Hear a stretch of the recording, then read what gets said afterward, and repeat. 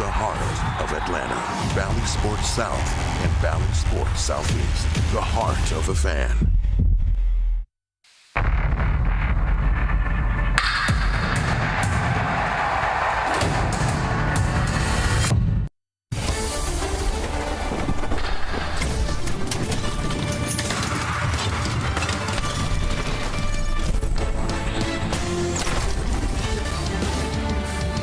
World champion Atlanta Braves baseball is presented by Truist. For a final time, we greet you from Philadelphia for the wrap-up between the Braves and the Phillies. A packed house here at Citizens Bank Park for the Phillies' final home game of the year. Hi again, everybody. Chip Carey, Jeff Francoeur, Paul Bird will be with us in just a few moments. It's been a great year head-to-head for Atlanta against the Phillies, Jeff. They've won the season series for the second straight time. Let's say we make it one more win for the Bravos today. Yeah, which is important. Right now, the Braves fighting for the NL East. Phillies fighting for a playoff spot. So, you know, this series this whole year has been very competitive between these two teams. You see 6 games decided by 2 or fewer runs. With that being said, I think the one thing the Braves have been able to do is with the deeper lineup, a little more offense. And with Charlie Morton getting the ball today, you feel good about hopefully finish 11-8. Speaking of Charlie Morton, maybe his next to last start before the playoffs. What specifically are you looking for from him today?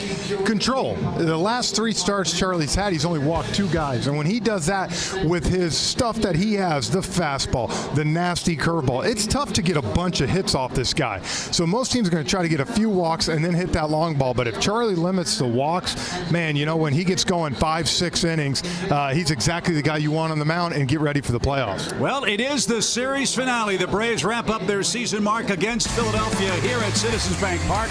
The Braves look more like themselves yesterday. Let's see if they can make it 2 wins in a row as Kyle Gibson provides the pitching opposition here in Game 4.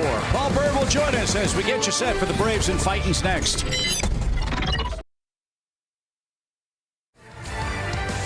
Delta Airlines. Keep climbing. And by Truist. When you start with care, you get a different kind of bank. It truly is a beautiful day in Philadelphia. The wind has calmed down, the weather has warmed up, and it is blowing out is that wind here at Citizens Bank Park, where the Braves played a great game yesterday. Really got a little spring in everybody's step after the Mets lost. The Braves won. We start play today, Jeff, just a game and a half behind New York, which plays out in Oakland a little bit later on this afternoon. The Braves, with their 94th victory last night, have Dansby Swanson once again atop the Toyota starting lineup. Michael Harris moves to the 2nd spot today. Riley 3rd, Darno 4th. Matt Olson back in the starting 9 today for the Braves. William Contreras the DH. You see the lower 3rd as Atlanta will take aim against a tall, slender right-hander, Kyle Gibson. He's a double-digit winner for the Phillies this year and makes his 30th start today. Yeah, interesting enough, he had his best month in July. And then in August, came around to September, and he has struggled. 12 hits, 7 earned runs in his last start here against the Blue Jays before that. But he's going to have that sinker and the good curveball and sliders. You take a look here at our StatCast 3D powered by Google Cloud. You see a lot of pitches there. He will mix it all up, those 5 pitches, but majority, you're going to get that sinker and kind of slider cutter. And as you said, September has not been kind for Kyle Gibson, who's pitching to an ERA over 9 and approaching 10 this month. So a hot offense for Atlanta, a struggling pitcher for the Phillies. How does that work for your Ford Keys here in Game 4? Well, for number one, for Charlie Morton on a way, get ground balls. You saw Kyle Wright yesterday was able to let this defense go to work, follow that plan. And look, as an offense a whole, as a team, you can put pressure on the Mets. They don't play for 3 more hours. You can get a win here and really force them to have to win today in Oakland. Yeah, that's Max Scherzer and J.P. Sears matching up out at the Oakland Coliseum. Sears, by the way, is 6-2 on the year. Yeah, and you know, you would think, okay, advantage Scherzer on the mound, but you would have said that yesterday with DeGrom on the mound after they got a 3-0 lead. So anything can happen, but you take care of business here today first. Atlanta certainly did that. We mentioned Dansby Swanson. He has set a new record, his 89th RBI as a shortstop. Did that yesterday, and a tip of the cap to Kyle Wright. First Braves 20-game winner in 19 years. Another outstanding start here in Game 3. It was, and I had a chance to just talk to him for a second yesterday after we got off the bus, and you could tell just, you know, Kyle's very humble, but you could tell it meant a lot with what he's been through. You know, you heard Snit say it. After what he went through and where he was a year ago, to think about where he is today, that shows you hard work and you know, keep grinding. You can do things, and for him, 20 wins. So Kyle, to your point about being a humble guy, said it's really more about what the team has done because they swing the bats and they catch the ball behind me. The 20 wins, and I'm paraphrasing, is just a representation of what the team did behind him. But make no mistake about it, Kyle Wright has had a marvelous year for the Braves and a year that's going to earn him a lot of consideration for the Cy Young Award here in the National League in 2022. So Gibson pawing around on the mound. Dansby Swanson digging in. He's ready to go. The Braves looking for their 11th win against the Phillies this year. And Swanson will get things started. A .279 mark for the Braves shortstop. And the first one is taken low, and we're underway. Almost perfect weather in Philadelphia, 70 degrees. Man, gorgeous.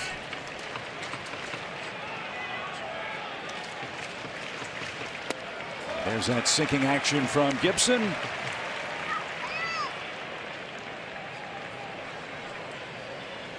Beautiful day here.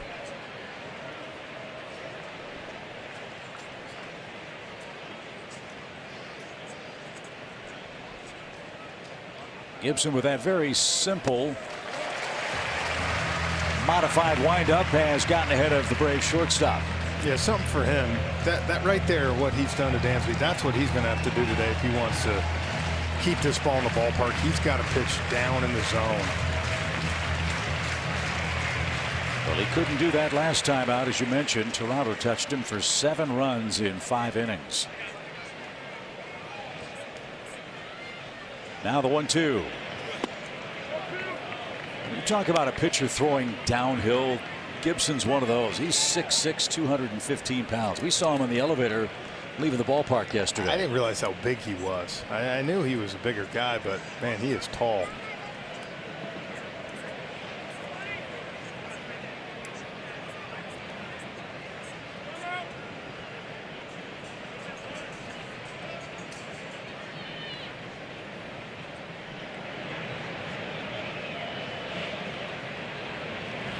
Breaking ball strikes out Swanson, and that's how Game 4 starts in Philly. 1 up, 1 down.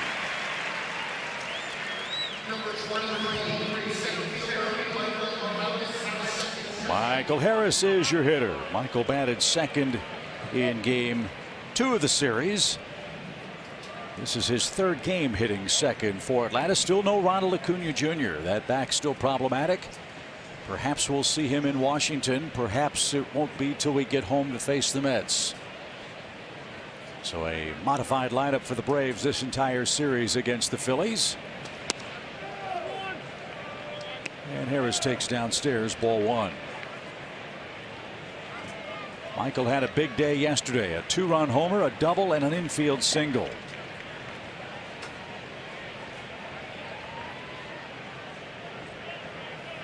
You know, I love it too. The more you start playing teams, talking to some of the Phillies broadcasters, you know, scouts just continue to talk about the progression of Michael. And we've talked, look how easy that is. I mean, he can even hit that ball great and was able to see it the other way. That's what's been so impressive. He can leave the park at any place. He'll use all parts of the field. Look, I played here for a year in Larry Boa, who I just, you know, I love. But he is hard to please. I mean, you can say that. He loves this kid right here. Could not talk enough about Michael and watching him play. Well, he's way ahead in the count here. 3 balls, no strikes, and got a generous call to Gibson. 3-1.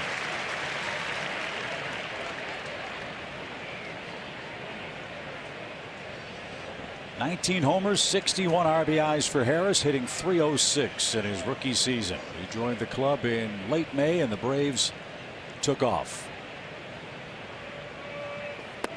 And he's aboard with a 1-out walk. So Harris A stolen base threat. No JT Realmuto in the lineup for the Phillies today. Let's see if Atlanta tries to take some liberties on the bases early today.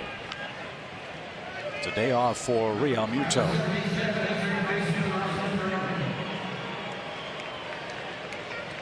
Austin Riley's had a good series. 5 hits in the first 3 games. After that base on balls, let's see if Gibson grooves a first pitch. Riley loves to swing early in the count. He did, but Austin took it. And it's funny is I think Austin was looking for something down in the zone. Maybe that fastball sinking a little bit, and that one he threw the 4-seamer up.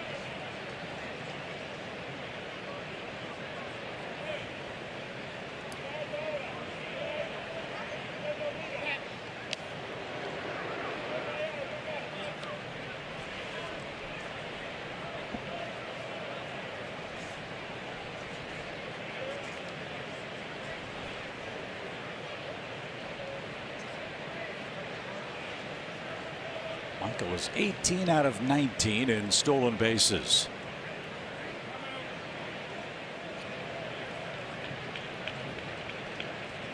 A couple of big games coming up for Harris. He could have a 20 homer 20 steal season as a rookie. Talk about it too. He missed the first 35-40 games.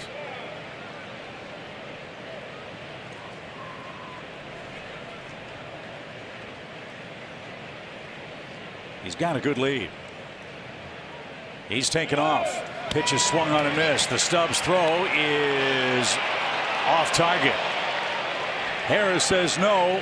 Segura thought he made a swipe tag and got him on the foot before he got to the bag on a head first slide. For the moment, Harris is in safely with a stolen base.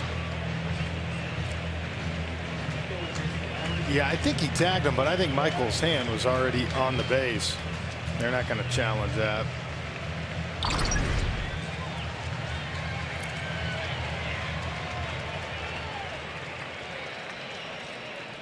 Looked to be about the same time they got there.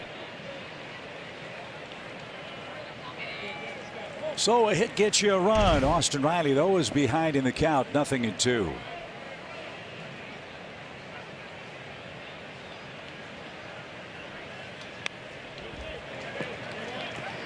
He hung that slider.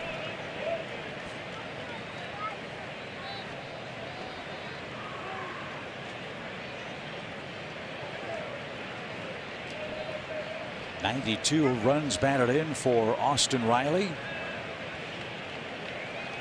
He has shredded the Phillies pitching staff this year with 25 hits.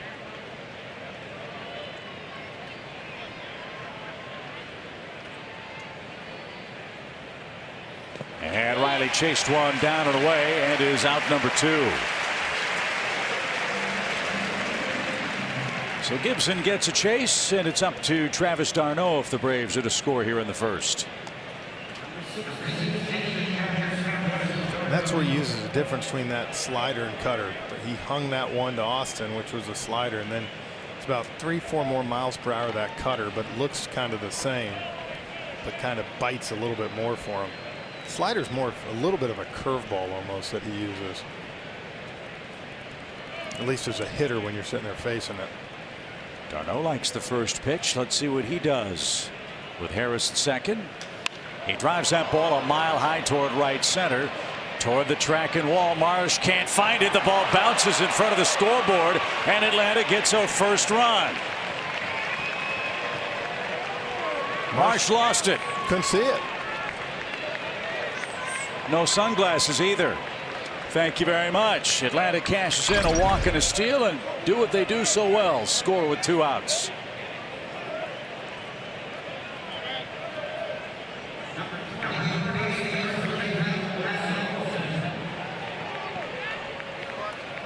You see how he looked at the fence and then looked back up. You could tell he saw it to begin with, but when he took his eye off and looked at the fence, that's a perfect example though of a guy that hasn't played much here, and you're running in that right center gap, and like you said, he looked back up and couldn't see it.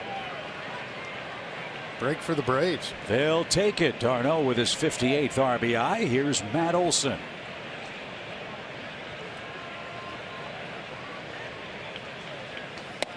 Matt has had a rough September. We all know that. Brian Snitker sat him down yesterday. He came in late defensively. So I ask you, Jeff, what does a day for Matt do for him today? Well, hopefully, like you said, it was just a chance to take a deep breath, relax. You know, the lefty was facing, the Braves facing the lefty yesterday, shadow. So hopefully just to clear your mind.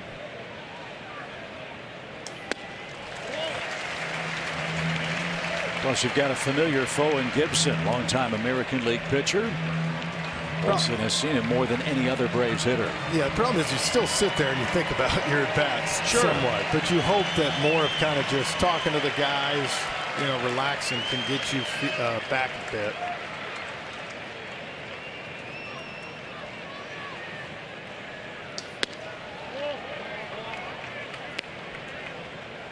Nine hits for Matt Olson against Kyle Gibson, 4 of them home runs. And Olson has had good success in this park. He's hit 4 against the Phillies here this year. Braves lead by a run. They cash in a walk and a lost fly ball in the sun to center.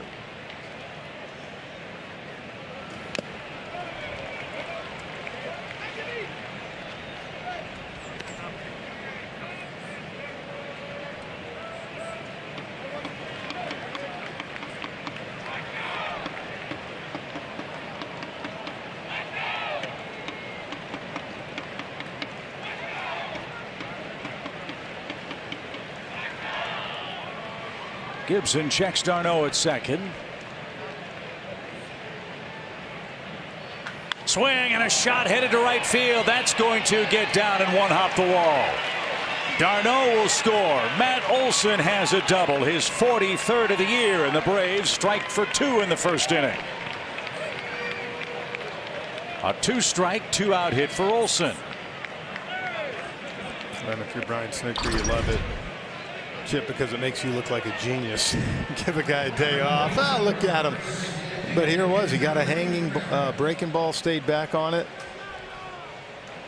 and drove it. This, you know, and that's the thing. That ball was driven. It's not like it was just a bloop the other way or something. Shoot, that had authority on it. RBI double. Hopefully that can get him going. Well, let's keep the fun going, shall we? Contreras, the batter. 20 home runs for the Braves All-Star and today's designated hitter.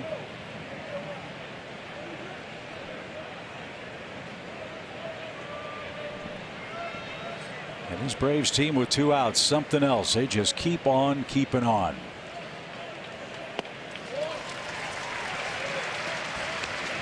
Yeah, you got to wonder if Gibson's second guessing himself a little bit there. Olson has had trouble with that fastball, and he hung him that breaking ball.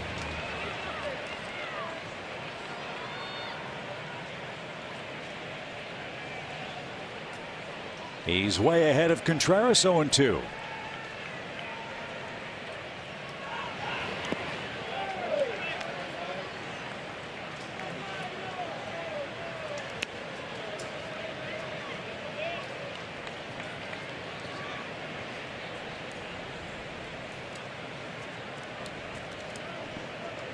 Four of the Braves' 6 runs yesterday came with 2 outs. Both runs here in the first with 2 outs. And a roller toward Bohm at third. He'll settle and fire to first in time, and that will retire the side. Matt Olson is back. Another double. In fact, 2 doubles in a row for the Braves. They score 2 for Charlie Morton.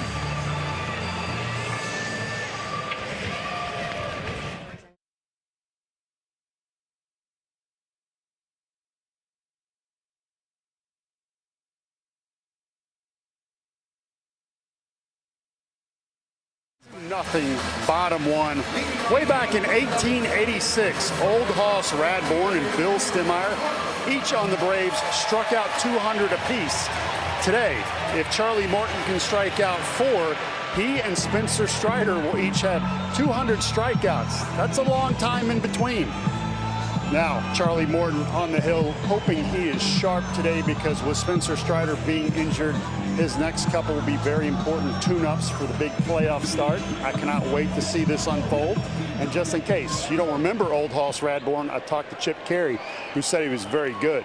Guys, he was really tough, Paul. I mean, he reminded me so much of you with that windup.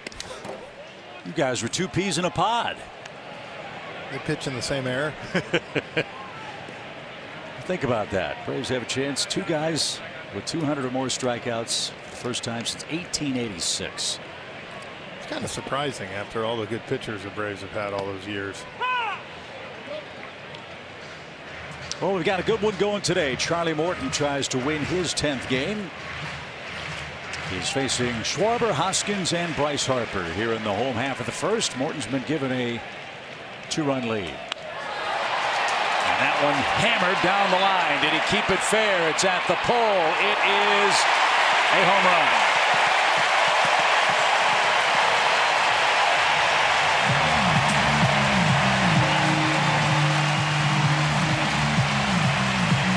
Robbie Grossman was right at the pole. He thought it was foul. We'll see if the Braves take a look. For the moment, it's home run number 41 for Schwarber.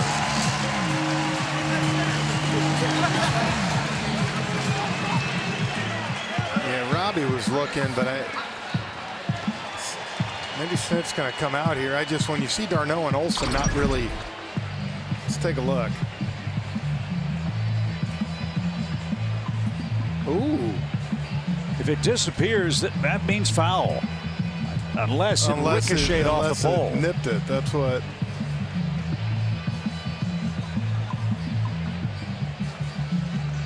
Now the Braves can ask for a boundary call consultation with the umpires. From that angle, if the ball disappears, it's to the right side of the pole, which means it's foul. This will be a crew chief review of the home run call. It definitely went on the other side. The question is, did it hit the edge of it? Yeah, if it touches the pole in any way, it's a home run. And then the question will be, is there enough evidence to change the ruling on the field? This was the original intent of replay, to make sure that boundary calls are called correctly. Don't know if there's a camera right down the line that would let you see fair or foul. Let's see if it is a glancing below. Yep. It hit the pole. You can see it barely hits the edge of it. Watch the shadow diminish. And you can see the ball change.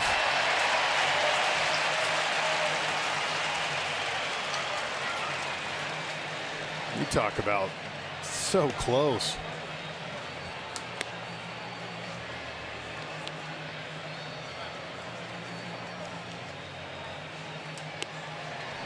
Plays like that illustrate how baseball truly is a game of inches.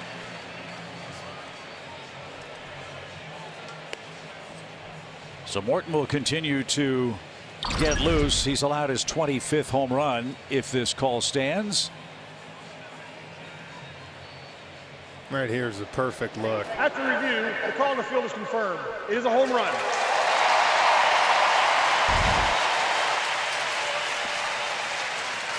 So Schwarber with a leadoff home run. It cuts the Braves lead in half. Here's the rest of Rob Thompson's Toyota starting lineup. Rhys Hoskins has had a good series. Bryce Harper hit a home run here yesterday. And you've got Garrett Stubbs, not JT Realmuto, behind the plate. And he's hitting ninth. So here's Hoskins. And Charlie gets ahead, strike one.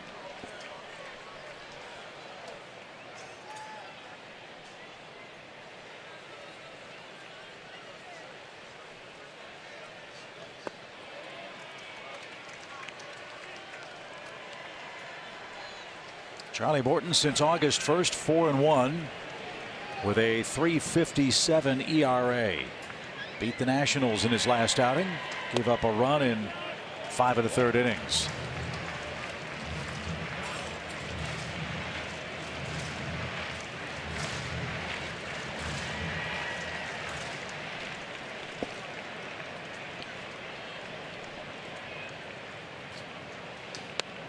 That found the mark. Good pitch.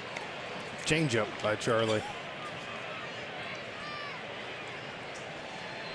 I think it's always interesting. A lot of times when you see guys facing teams, like for Charlie's sake, the 5th time this year, you'll see him mix more of those changeup and cutters in early.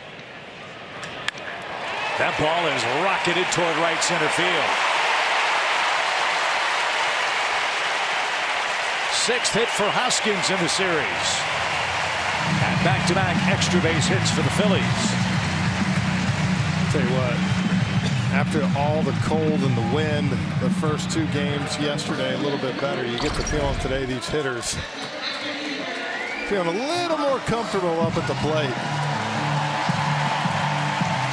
Both sides getting some big swings in right now. A time of season, weather-wise, where Charlie Manuel, the former Phillies manager, used to say it's hitting season. It's hitting season, yep.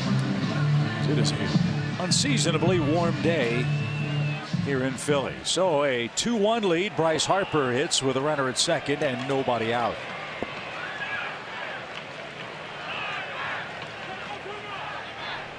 Pretty sure Charlie would say it's hitting season even if it was 10 degrees and snowing out. Son. Former Phillies manager with a World's Championship. And a cult hero here.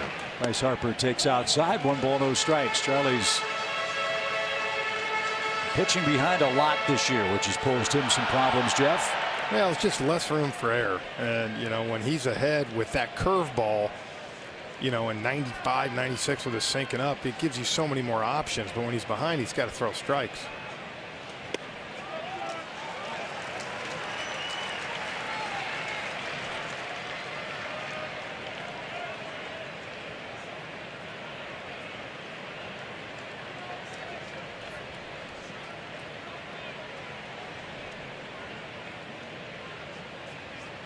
He's behind Harper 2-0.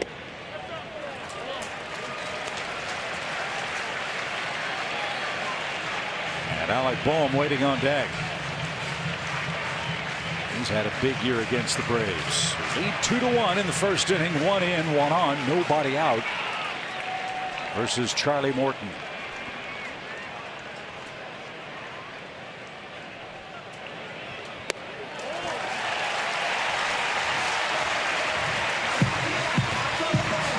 So he pitches around Harper. That sets up a double play. Let's see if he can get Boehm to oblige.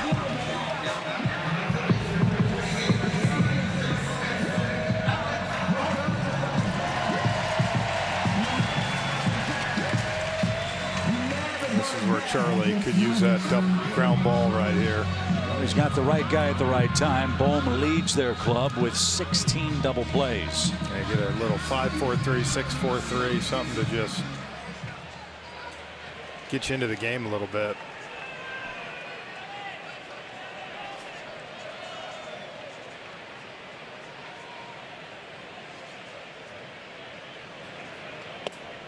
Had him flinching with that big breaking ball. That was nicely done. Strike 1. The reason the Phillies are in playoff contention are situations like this. This is the best hitting team with runners in scoring position in the major leagues, believe it or not. And as I said, Alec Boehm, 24 hits against the Braves this year. 1 ball, 1 strike.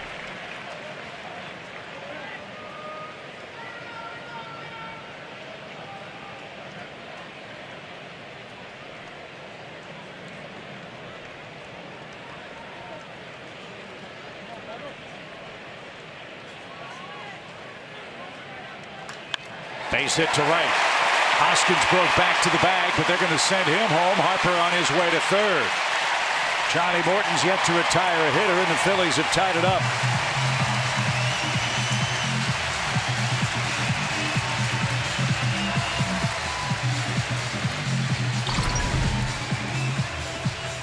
Well, almost the exact same pitch that Hoskins hit for a double chip, trying to go in, and you miss out over the plate. Harper with a good read. Was right on Hoskins' tail and got all the way over to third.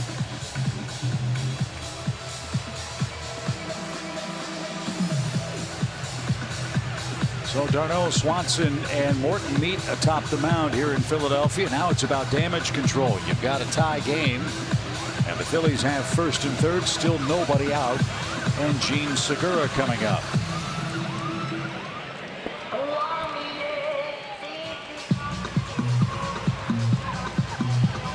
Again, it comes down to location for him. You miss out over the plate like that to the righties. We saw Jake struggle with that a little bit Friday night, and that's something I thought Kyle did outstanding with yesterday. He was working that ball in, down to righties, and so he had them thinking in, and then he would go away with that hard curveball.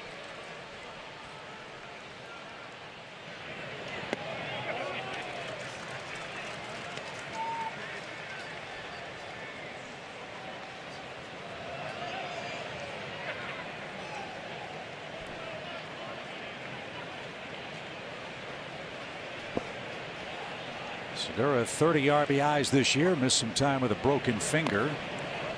And that check swing costs him a strike. It's an even count. 1-1. Final home game of the year for the Phillies in regular season play. They finished the season with a 10-game road trip.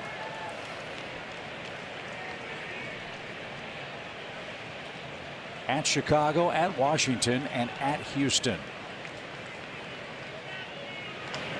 Little chopper. Riley can't get it. Swanson can. Fires to second for one. The Braves get the out there. But Segura puts it in play and brings home Bryce Harper, and the Phillies have taken a first-inning lead. It's a shame. You were hoping Austin Riley could grab that ball, because if he did, it was a double play just out of the reach of him.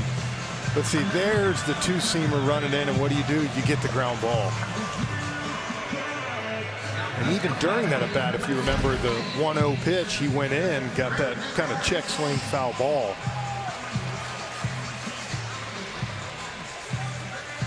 Especially in this park right here, you cannot let right-handed hitters start diving out over that plate. So it's 3-2 Phillies. We continue in the first inning.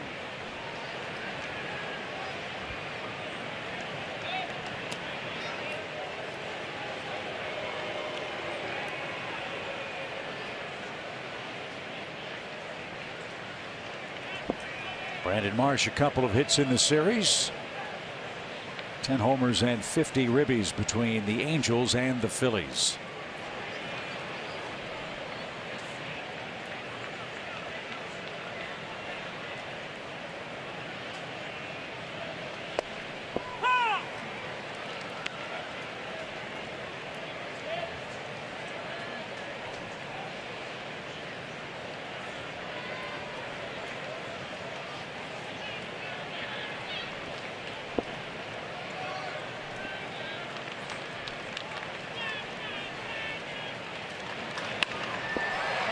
That sliced foul off to the left. It's 0-2.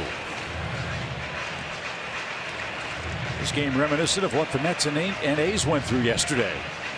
Right, just back and forth early. Oakland knocked off the Mets 10-4. Surrendered a 3-run lead after the first inning by Jacob deGrom, which ended a long streak of games allowing 3 or fewer runs. Yeah. For the Mets ace. And Charlie's got Marsh set up here. 0-2. Needs an out. Bryson Stott waits on deck.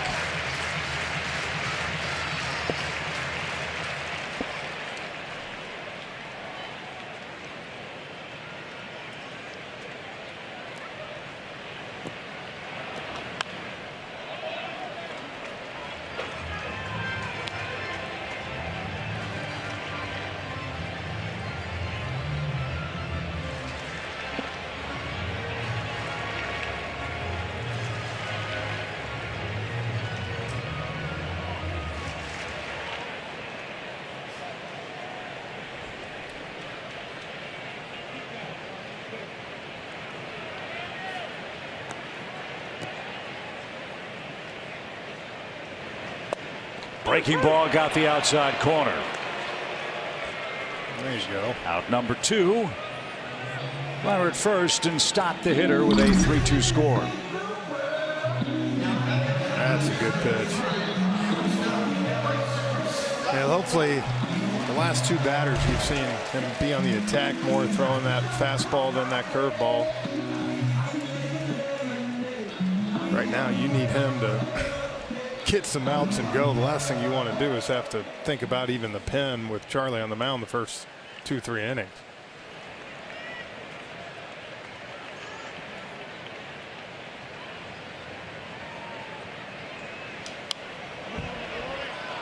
Strike one to Stott, who's driven home 44 runs. He's had a much quieter series this time around against the Braves. He's 0 for 9 in this 4-game set.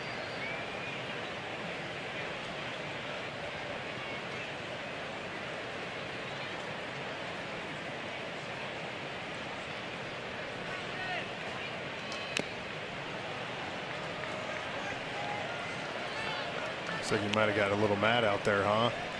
Different guy. The ball's coming out a little different on these last 3 hitters now. Schwarber with a leadoff homer that glanced off the foul pole.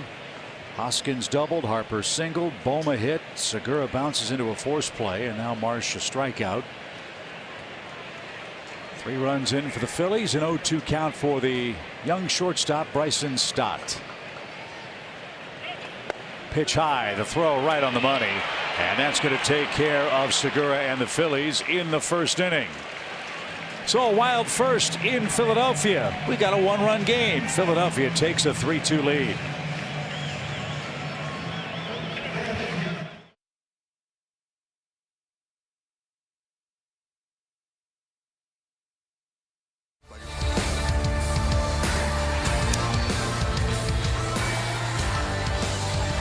We welcome you back to Hyundai Sunday and Philadelphia, where Braves fans hope to be happy. That was a half-hour first inning. It's 3-2 Phillies as we go to the second inning. Lower third coming up for the Braves. Eddie Rosario, Vaughn Grissom, and Robbie Grossman will go back to work against Kyle Gibson. Well, you got to answer right back.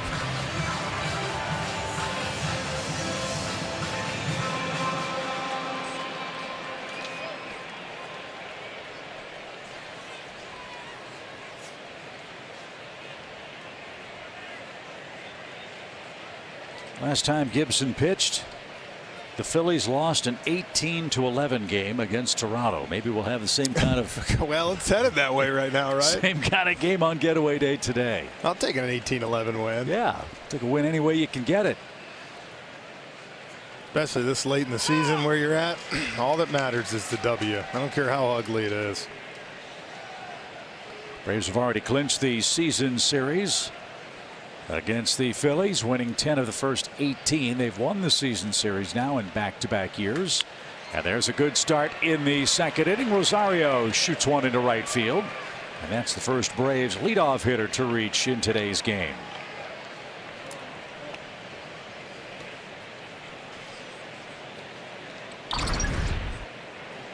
There's a changeup that got too much of the plate. He wanted this down in the zone. That was middle. Vaughn Grissom hitting 8th today, coming off a 2-hit game yesterday.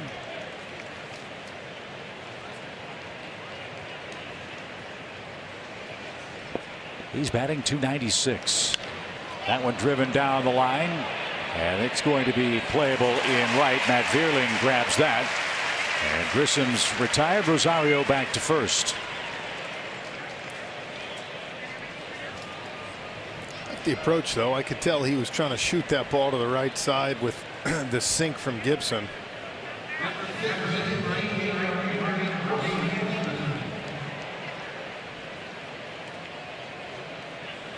And now it's Robbie Grossman's turn, the 9th place hitter for the Braves.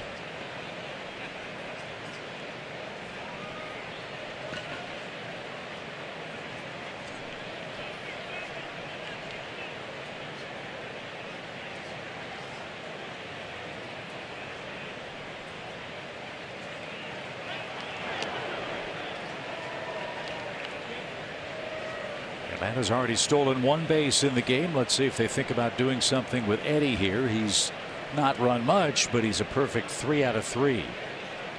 in stolen base attempts. Again, Garrett Stubbs behind the plate, not Real Muto. The pitch.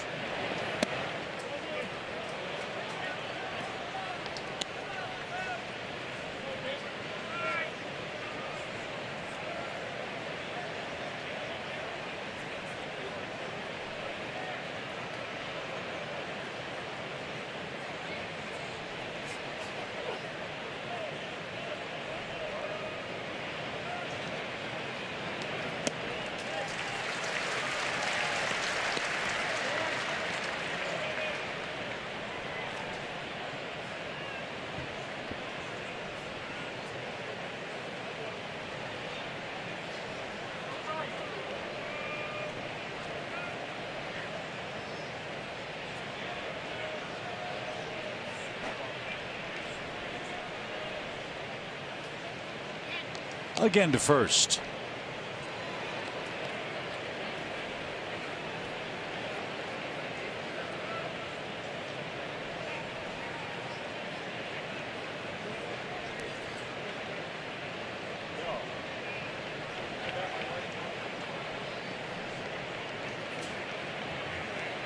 Gibson, a former Twin and Texas Ranger, now with the Phillies.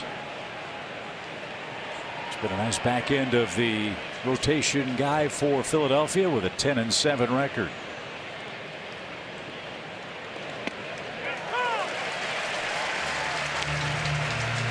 That cutter at 91. It's not a case of everything's down and then you get a pitch up and you can't swing It's out. tough to pull the trigger on it. It's kind of like we talked about Austin Riley that first time up. You're looking down in the zone. You're thinking drop the bat head on something and you get that four-seamer up. That cutter stayed on top.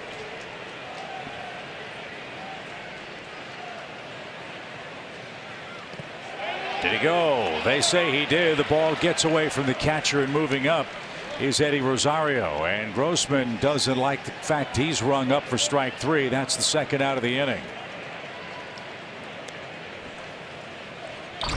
Let's take a look. This will give us a better idea.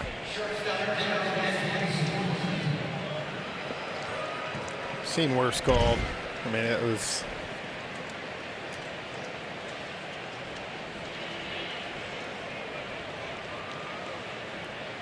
Well, we've got him right where we want him. Right guy up with two outs. Dansby Swanson, almost half of his RBIs have come in two-out situations. See if he can bring home Rosario and get the game tied. It's 3-2 Phillies.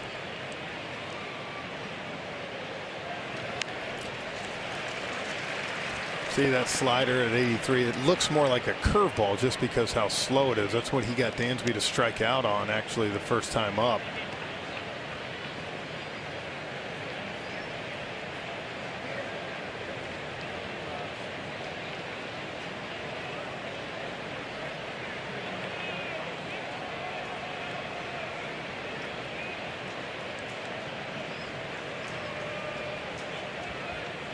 Stubbs sends the electronic signal for Gibson.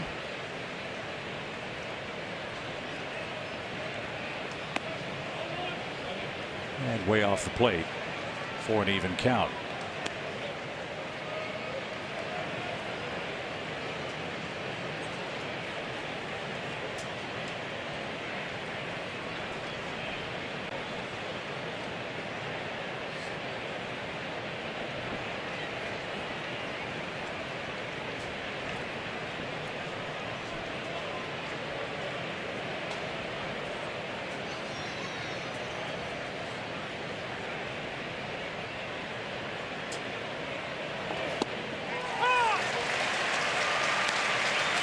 Surprised him with a fastball. Now it's a ball and two strikes.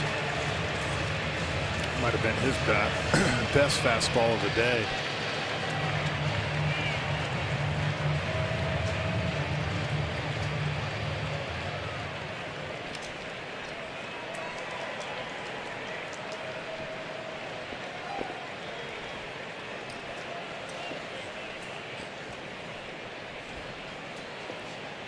One ball, two strikes. And that's poked out a play foul. We'll try again. Well, this is where Dansby does his best work. You almost kind of say you'd rather have him be in this situation. You have to start the inning with 2 outs. 2 strikes even. Yeah. You know, he's able to slow the game down, and I think that's the biggest thing. Over the 6 years he's been in Atlanta, I think that's the biggest thing he's improved on, is being able to foul pitches off like that last one you see. Doesn't always mean you're going to get a hit, but it gives him a better shot for that pitcher to make a mistake.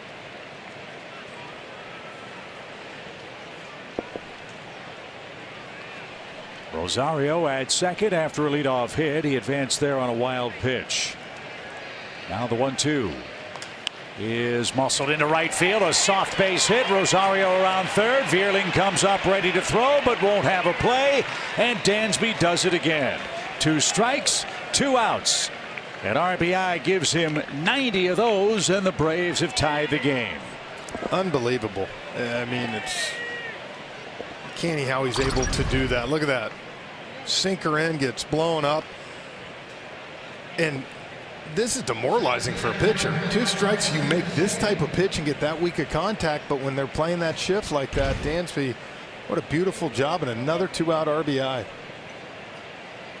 So a 90 RBI season for Swanson. That brings up Michael Harris, who walked his first time up. Back and forth we go. It's 3-3 in the second.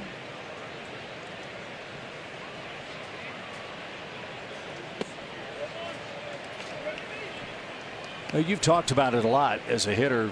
Sometimes you have to get jammed. That's a perfect example for Dansby Swanson. Well, and the reason he's doing it, I gotta respect that slider cutter he's had. That's what he's got me out on. So if he blows me up on the fastball, I give myself a chance. And that's exactly what happened. He was not going to go chasing on that cutter or slider. He swung and missed at 2 sliders so far. Strike out his first at bat. And his first pitch is second at bat. So what did he do? He adjusted. A lot of hitters can do that during the at bat as well as he does. Up and away for Harris. 2 balls and a strike.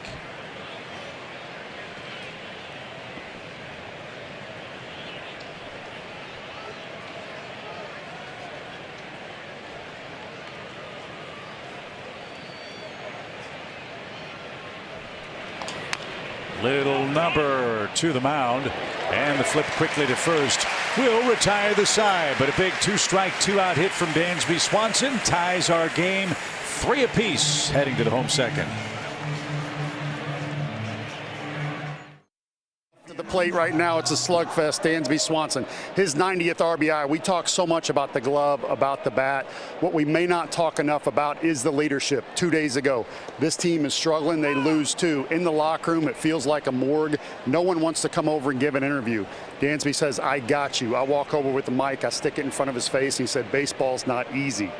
It's a game that has ups and downs, and sometimes when you're panicked and pressing too hard, it doesn't go your way. We need to relax. We're in the playoffs. There's more work to do, but we've got to bounce back. That's the leader. Everybody in that locker room heard it, and I appreciated it, guys. And I think the results of that, Paul, were shown yesterday. The Braves looked more like themselves after the first 2 games here in Philadelphia. And as I said, coupled with the Mets loss, you get the game back that you lost the day before. And start today a game and a half out. As Bryson Stott gets a new set of strikes, Segura was thrown out while he was in the batter's box. You know, and we get caught doing it up here sometimes. Team loses 3 in a row. You know what? They're out of gas, or they're doing this. But baseball's such a long season that, you know, you're going to go through your ups and downs, your peaks and valleys. Strike 3. Charlie Morton has back-to-back strikeouts. And Jeff, I think you called it. He looks like a different guy his last 3-4 hitters. It was like all of a sudden he got mad, and now he's out there pitching angry. But again, he's on the attack. The last 4 hitters have been behind the count. I'd say a lot more difficult to hit off Charlie Morton when you're kind of in protect mode. So against the leadoff man, now he faces Matt Vierling, who's had a nice week. He's knocked in 6 runs in his last 6 games for Philadelphia.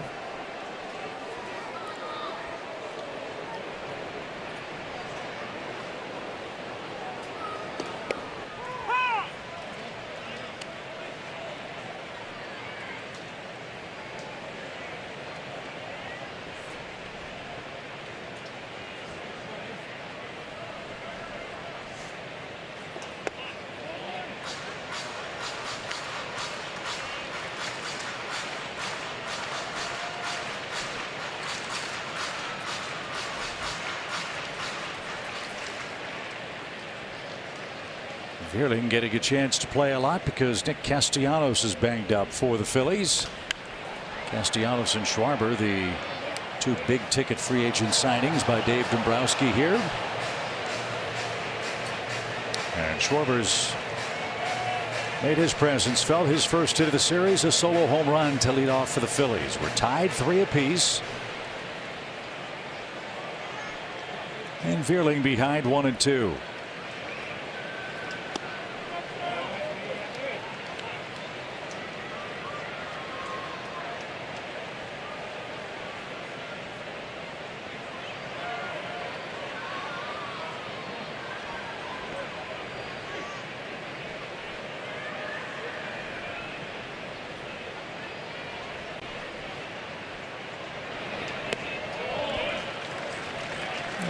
Overcooked both those curveballs.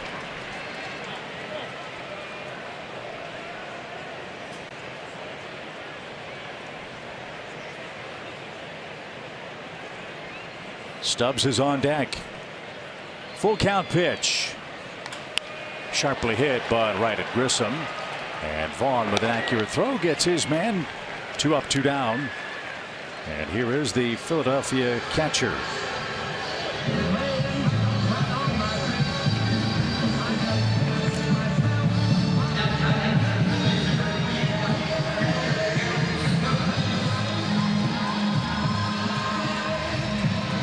Got to take advantage of JT Realmuto not being in the lineup, both on the base paths and from the pitcher's mound. No offense to Garrett Stubbs, but JT's one of the best players in the game.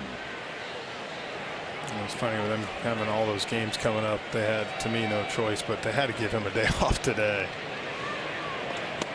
Even though it's tough.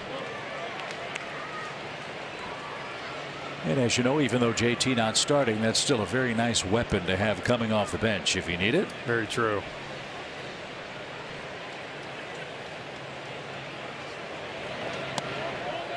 Yeah, he went around. If Grossman did, that was certainly a strike. It's 0-2.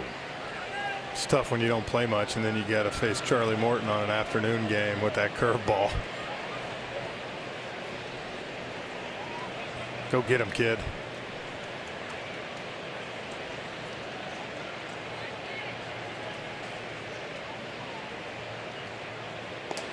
And Charlie Morton has his 3rd strikeout and a 1-2-3 second inning. He's looking like Crown Chuck right now. 3-3 game.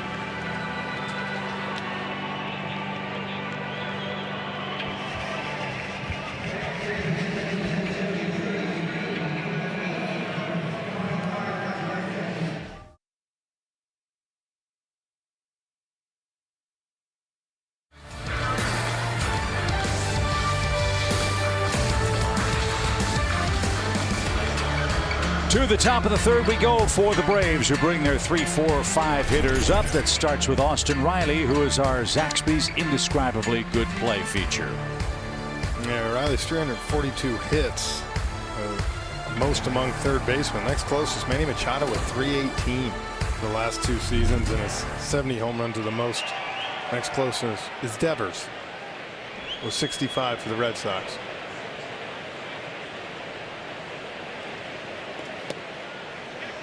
It's always fun to come to Philadelphia and do games on the weekends here. Their legendary third baseman and Hall of Famer Mike Schmidt is working today. We had a chance to talk with Mike before the game, and he was singing the praises of Austin Riley and his great season. Mike Schmidt, one of the all-time great third basemen in big league history. You get a compliment from him? Yeah. And you even heard him tell us, I don't give out compliments easy.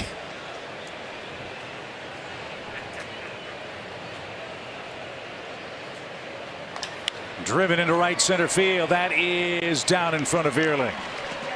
So Austin Riley goes the other way. That opposite field approach working well for the Braves in the early innings. Let's see if they can keep it up. Back-to-back innings with the leadoff man aboard.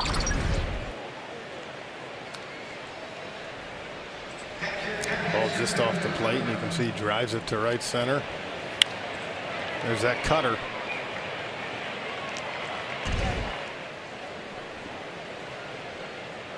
So 6 hits for Riley in the series. Travis d'Arnaud is the hitter. He doubled homer run back in the first. Again, loves the first pitch. This one lined to the shortstop. That's how it works. You hit that one harder than you hit the other one, and one's a double and an RBI, and that one's a hang with them. And a 1-for-2 day for the Braves catcher. Here's Matt Olson. RBI double for Matt, his 43rd double of the year.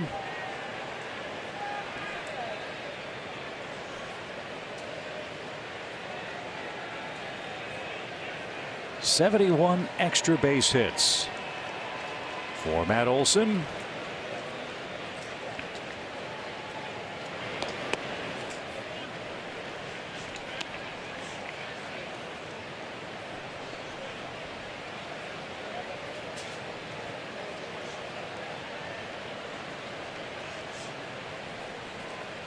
What amazed Mike Schmidt about Austin Riley was not just the power and all the RBIs, but the high batting average and number of hits. Yeah. As Riley leads at first base. Mike Schmidt's season high for hits, I believe, was 160. Most hits he ever had in a year. Yeah. Riley's way past that. Well, that's the thing. That's what you love about this Braves lineup. Even without Ronald, your first 3 hitters, 280, 305, 280. In this day and age, it's pretty impressive.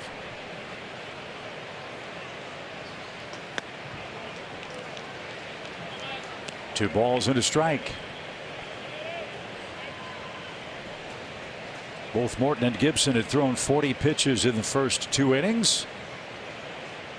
Inning 1 took a little more than a half an hour to play because 5 combined runs were scored. Atlanta tied it up in the second on a 2-strike 2-out hit from Dansby.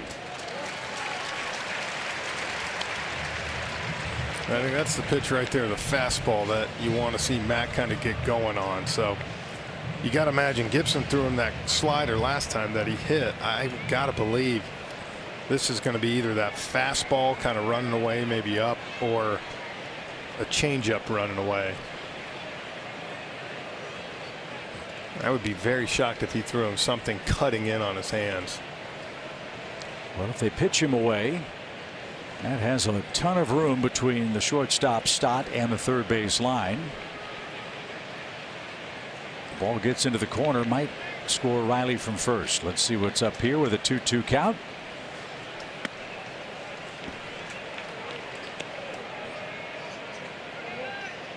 It's 3-2.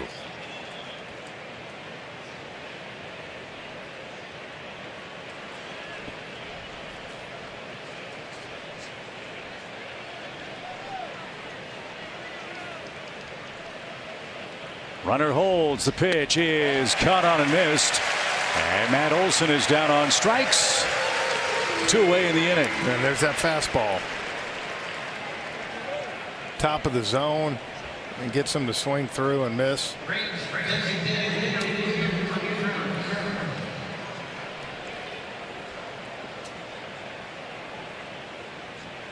So William Contreras will try to keep the inning alive for the Braves. He grounded out his first time up.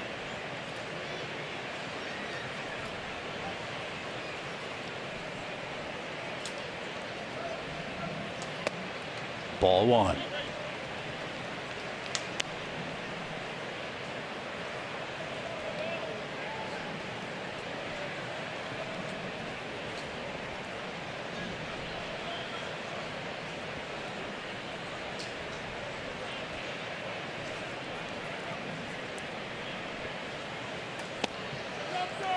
Just outside.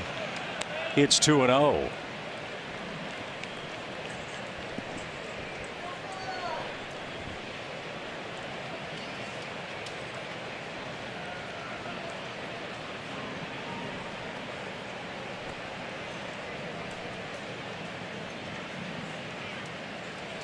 Big swing by Contreras.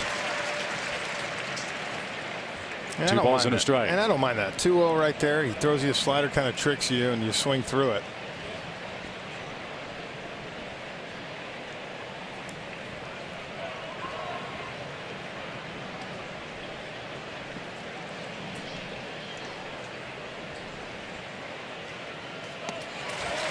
Another breaking ball, didn't get it. 2 balls, 2 strikes.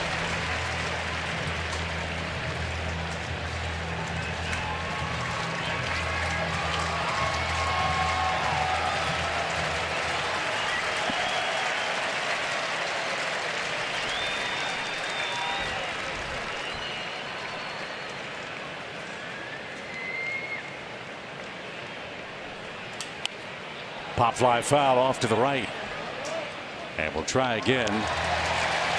2-2 in a 3-3 game. Tripled up there, 3 straight sliders away.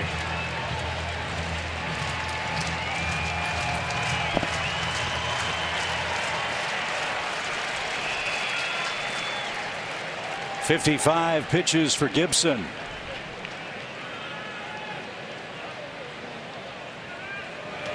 Fought it off. Contreras hanging tough here in the Atlanta third with 20 homers and hits in 27 of his last 33 games. He's another guy, you pitch him away, he's got plenty of power to hit it over the wall here and into the bullpens. You know, he hit that one on a line yesterday to right center for the home run. Put the Braves up 2-0.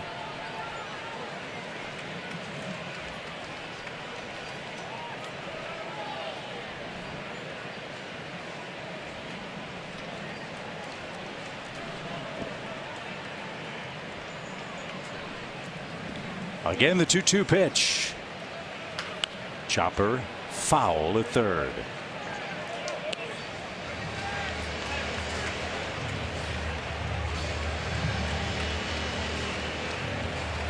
The Braves try to split this 4-game series. Try to put a little heat on the Mets, who play out in Oakland later on this afternoon. Atlanta, a game and a half out. Another 2-2 pitch. And a breaking ball got him. And that will retire the side. Austin Riley left stranded in the top of the third. We're still tied 3 apiece.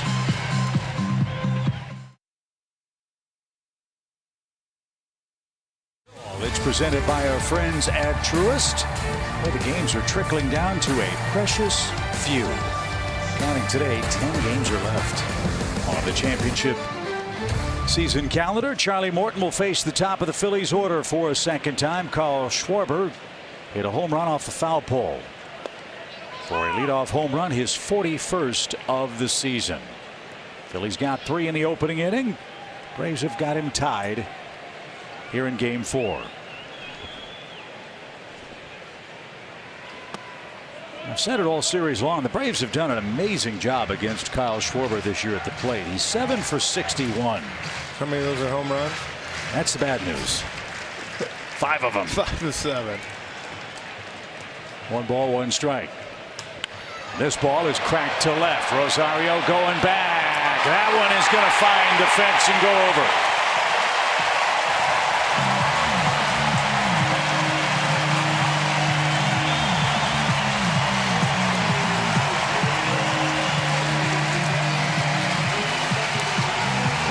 Yesterday, Chip, you asked me what I loved about hitting at this park. That's a perfect example. Don't get me wrong, it's balls hit hard, it's out over the plate, but in almost all parks, that's a double off the wall. Here, it carries out. So a multi-homer game for Schwarber. If he keeps this pace up, he'll catch Aaron Judge by the last day of the season. 20th multi-homer game for Schwarber in his career. 6 of them have come this year. He's up to 42 home runs.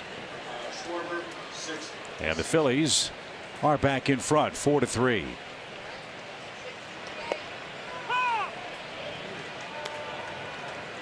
Remember the early days of this ballpark when we were all learning how Citizens Bank was going to play. Ryan Howard used to terrorize the Braves in this ballpark. Especially opposite field like that. Just pop-ups that would carry out.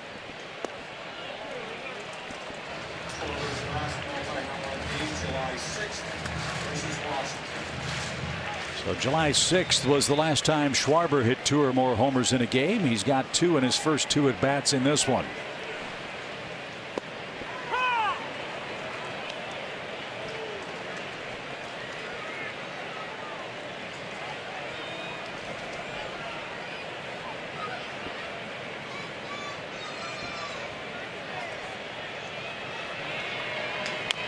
Little tapper. Riley charges.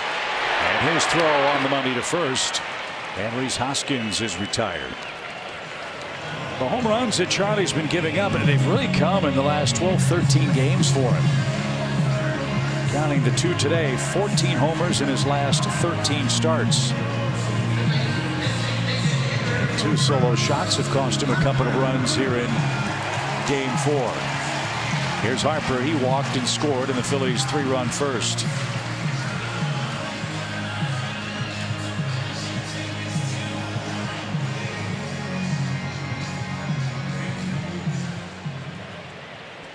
Charlie Morton needs 1 more strikeout for a little history. He's chasing down 200. He's at 199 with Bryce Harper in the batter's box.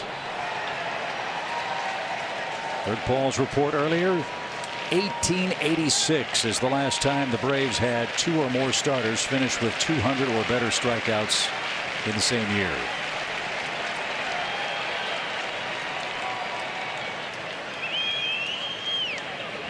Right when you started your career.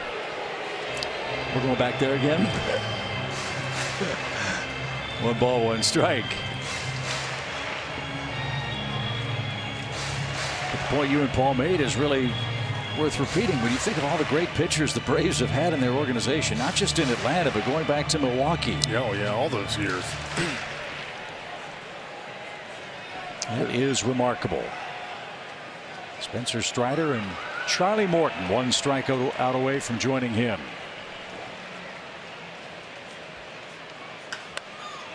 On the ground, Olsen. He will flip to the pitcher, and he beats Harper by a stride, and 2 men are out.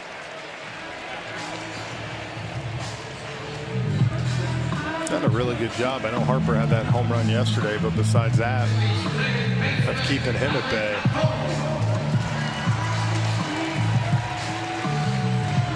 Alec Bohm, an RBI single. That scored Rhys Hoskins.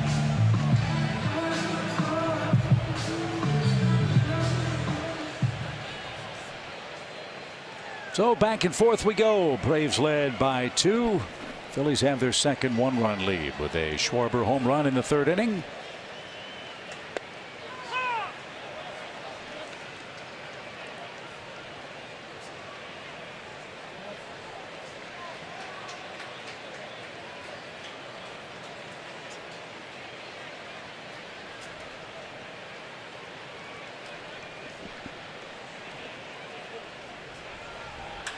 Sharply hit right at Grissom, and he can't handle that.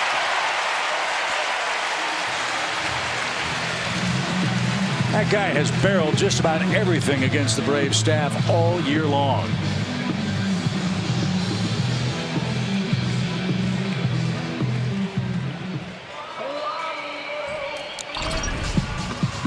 Bond tried to. It's like he didn't get over in time to get in front of the ball. You see that? His body was there, and he had to kind of stick his glove out that way instead of taking 1 more step over, being right in the middle. So a 2-out error puts 69 RBI man Alec Bohm at first base with 2 outs, and Gene Segura the hitter.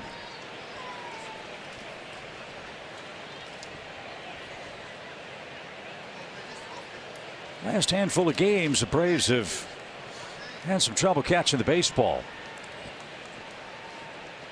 which certainly hasn't helped. 3-error game against the Nationals in a win back in Atlanta.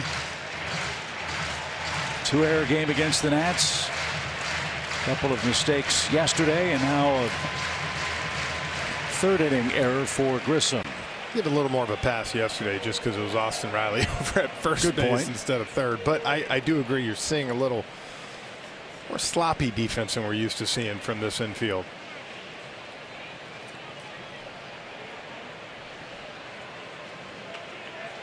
Morton's trying to get into a rhythm. Segura stepped out on him and faces a 1-1 count.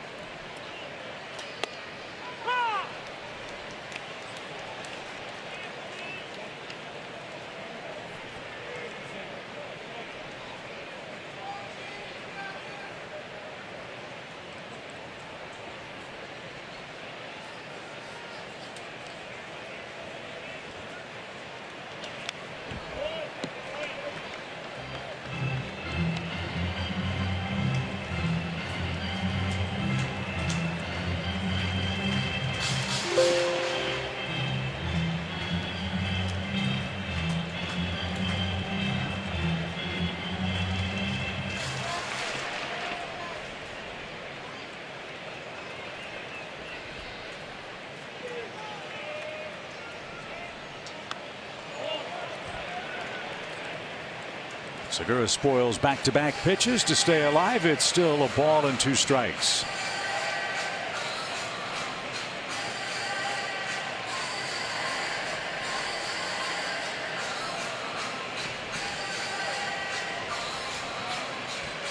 He's fought off some good ones. Charlie's made some good pitches to him.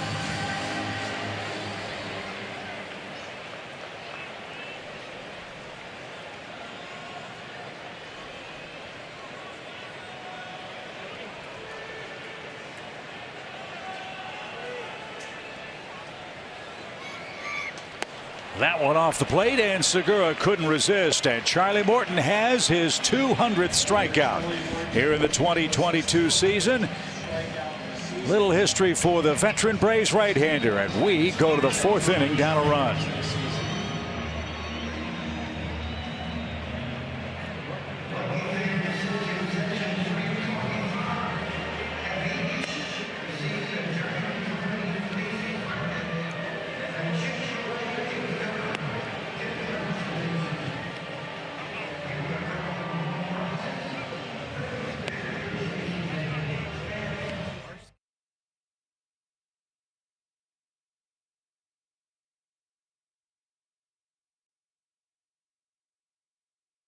Philadelphia, Charlie Morton, with that swing and a miss from Gene Segura, makes some history. He reaches 200 strikeouts and joins Spencer Strider, and they're the first Braves teammates to do that since 1886.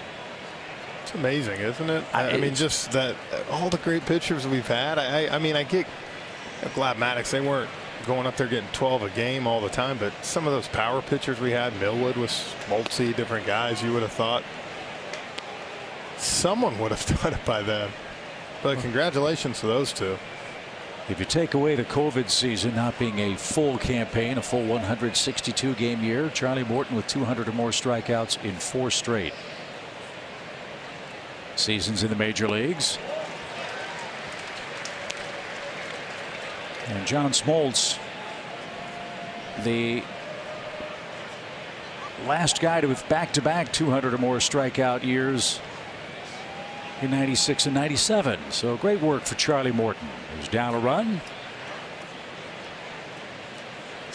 So all the history set by the Braves yesterday. Dansby Swanson extending his record for RBIs from the shortstop spot. Kyle Wright got to his 20th win.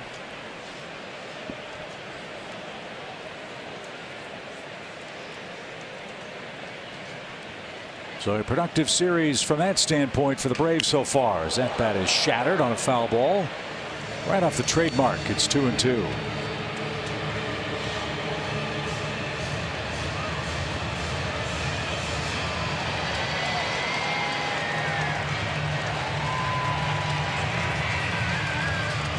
Hope that bat has a hit in it. Let's see what Rosario has in store leading off the 4th inning. Vaughn Grissom and Robbie Grossman are coming up next. Right off the end of the bat.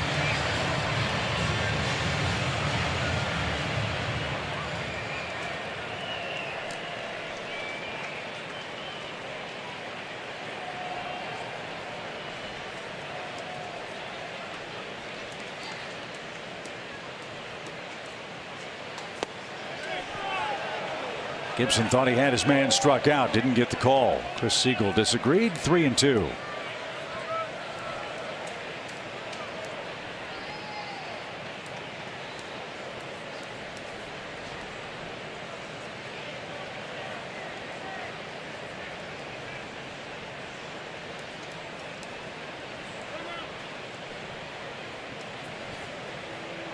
Did you swing a cupped end bat?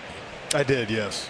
What was the advantage for you? It just some guy I didn't feel as top heavy toward the end of the bat, where some guys, majority guys, have cupped.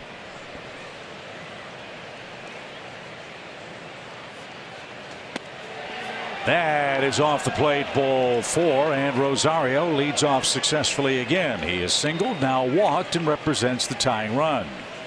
That was a good take, whether he got tricked or not. That was tough not to go after that pitch.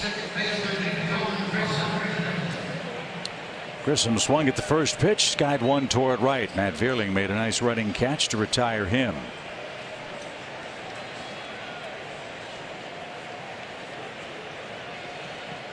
Grissom's hit 5 homers this year. One would turn this game around.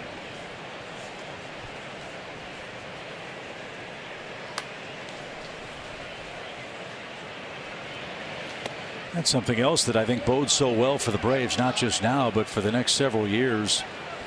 Braves this year have 102 homers hit by players 25 years of age or younger. We talk about, outside of Dansby right now, having really the core of this team locked up for a good long while.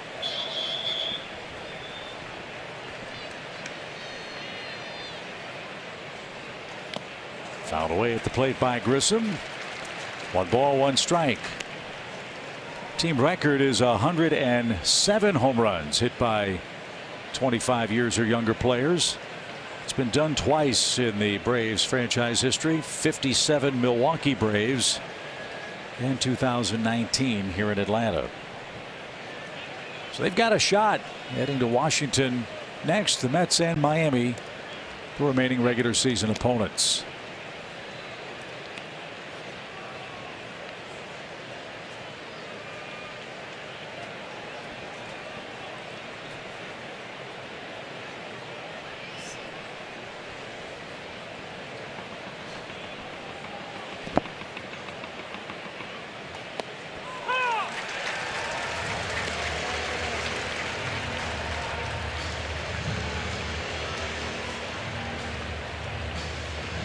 Let's see if Gibson goes further out. He got Contreras to swing and miss that pitch, ending the Atlanta third. He's got Rosario at first. And the 1-2. Missed inside. Now the outside is set up if he wants to go there. Yeah, I think he was trying to get a rollover there with the ground ball.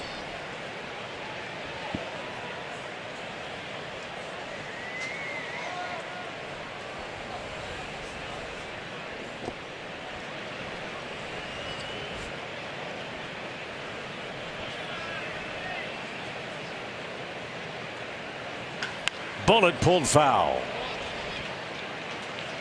Oh, and a tough play down the line.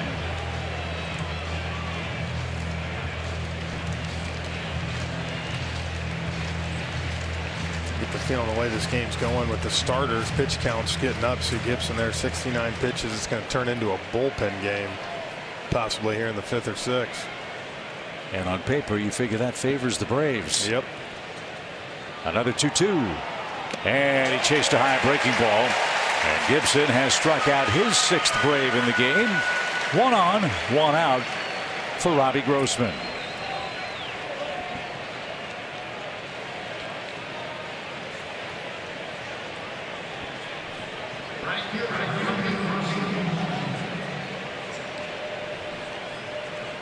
Robbie was out on a check swing his first time up. Phillies 4, Braves 3, 4th inning of Game 4 of the series.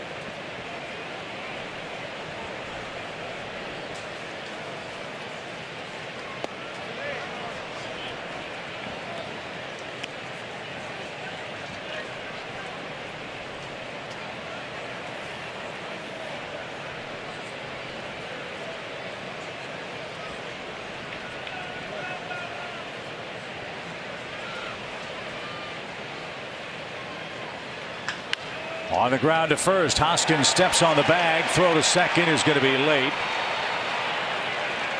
And Rosario beats the wrap once the force play is taken away. The Phillies had to tag, and Eddie beat the play very easily at second. 2 men are out, and Dansby's coming up. Here we go again. I was going to say, this is exactly where you want to be, right? Good hustle by Rosario, knowing that where that ball was hit, he was going to tag first and try to throw you out. Ooh, a little fumble there too from Reese. Phillies are fortunate that didn't end up in left field.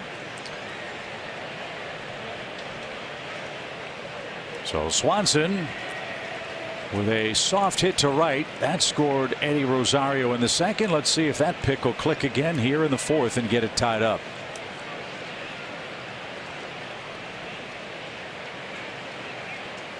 Fly ball well hit center. Marsh going back. Track one. It's gone.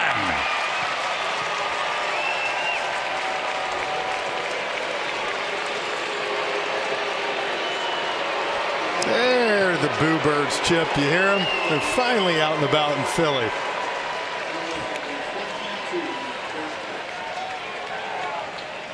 Unbelievable. A 7-iron from number 7. A cutter that just backed up right over the middle of the plate, and he lines it dead center into the bushes.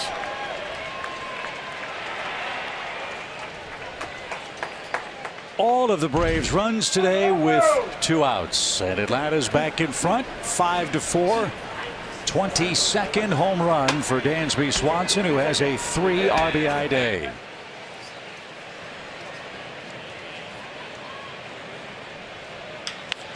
A little rollover to second, and that will retire the Braves. Kyle Gibson surrendered his first homer of the day. A huge performance from the Braves leadoff man and shortstop. Atlanta back in front again, 5-4.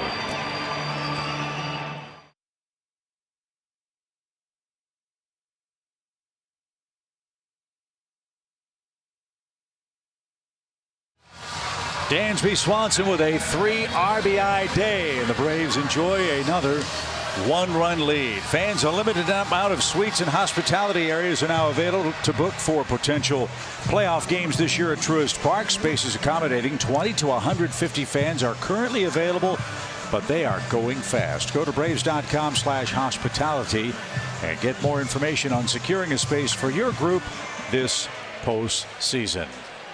The ball is looking big for that man, Dansby Swanson. Yeah, first 2 games of series, Braves 0 for 10 with runners in scoring position. Combined today, yesterday 7 for 15. Coming up big.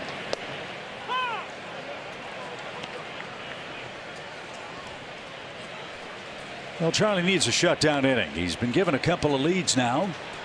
He's got the bottom half of the order coming up for the Phillies, starting with Marsh. And he takes another strike. It's 0-2. Morton over 60 pitches now, picked up his 200th strikeout. Ending the 3rd inning, he's got Marsh set up for 201.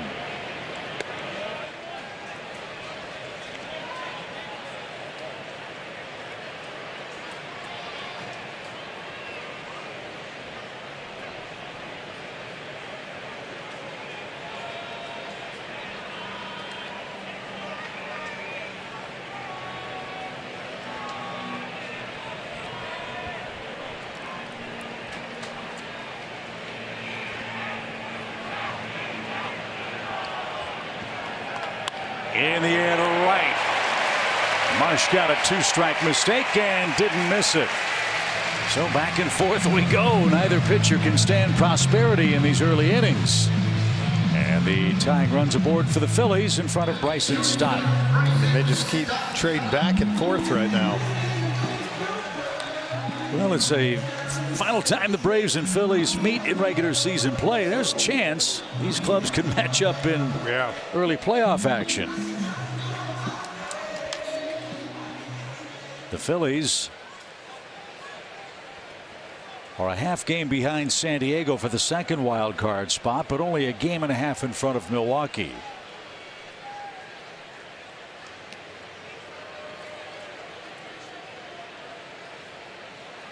The Brewers are in Cincinnati and lead 1-0. That game's in the third inning. The Padres play in Colorado later on. So do the Mets and the A's.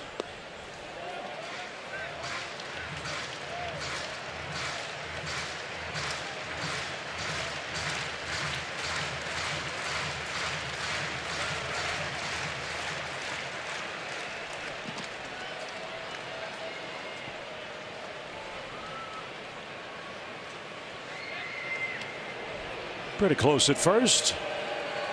Marsh is 10 out of 13 in stolen bases, but remember, he's been dealing with a sore knee. Don't know if he'll be running here with this part of the order up. Stop with a 1-0 pitch.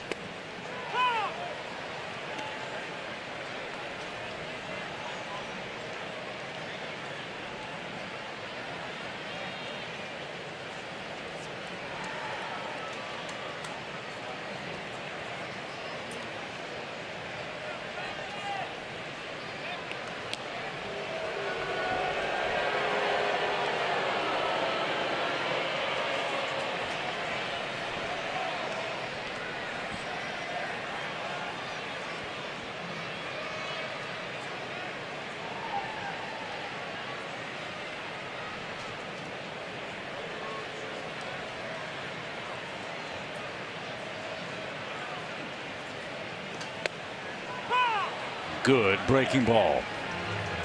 It's 1-2 for Stott.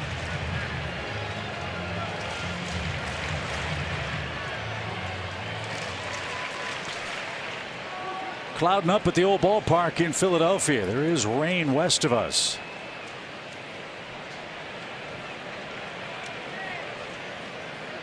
One ball, two strikes. Up the middle, Grissom flips to Dansby, and the throw to first is not in time. Marsh hustling into the bag at second. That play was close. Yeah, it was just slow enough with that hop that Grissom had to wait a second to get it to flip. See, it just kind of didn't get to him quick enough. It was a good turn. Stott's got good speed.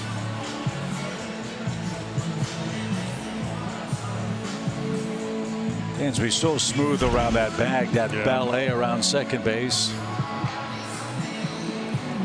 Glenn Hubbard in his day was so good at the second base bag. Taught a lot of Braves middle infielders well. Ron Washington continuing that tradition here with the Braves as Matt Vierling digs in. Vierling, a ground out victim his first time up. A Dansby Swanson 2-run homer in this fourth inning has put the Braves back in front. It's a 5-4 score. In the air to center, but the park's big enough to hold that. And two are out. Garrett Stubbs, your hitter. Runner aboard with two outs. First, a quick word from Truist.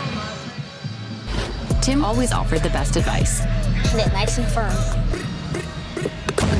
Today, Tim is a teammate at Truist, where you can get personalized insights right on the app.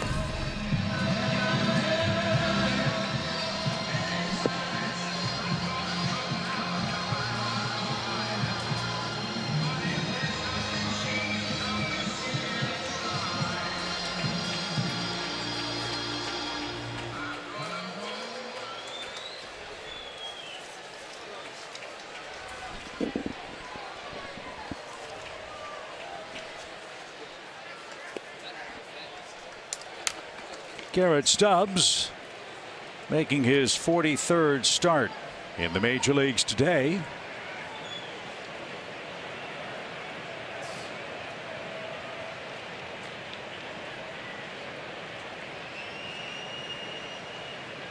Has also been one of their designated position players to pitch. He's made 4 appearances on the mound.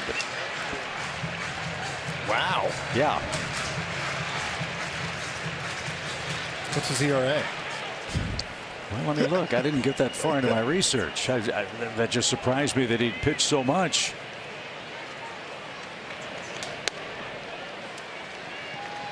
Do you really want to know? I do.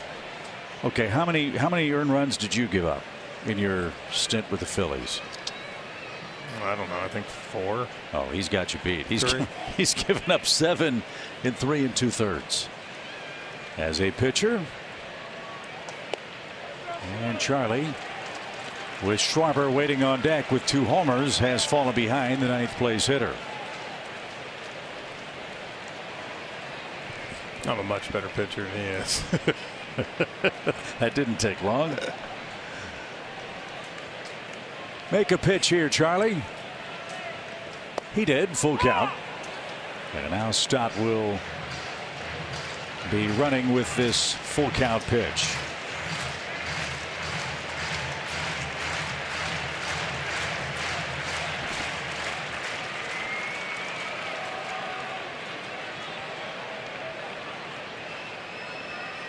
Olsen backs up. The pitch. Sky high to center. And Charlie completes the comeback and sends us to inning number 5. He protects a 5-4 lead with the heart of the order coming up.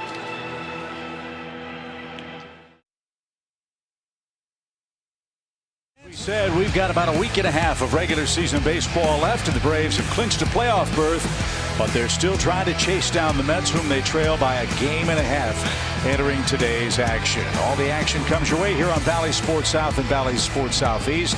Cut to the chase, presented by Texas Pete Sauce Like You Mean It. Here is the playoff bracket as things stand today, with the Phillies and Padres changing positions after the Braves won yesterday.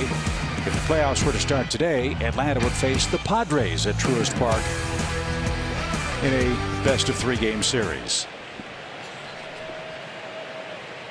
It's ever changing every single day right now. That's what makes it fun. And the other part of it is for Atlanta in particular, wondering when and if Spencer Strider will come back, wondering when Ronald Acuna Jr. will come back. All the innings pitched by Kyle Wright this season.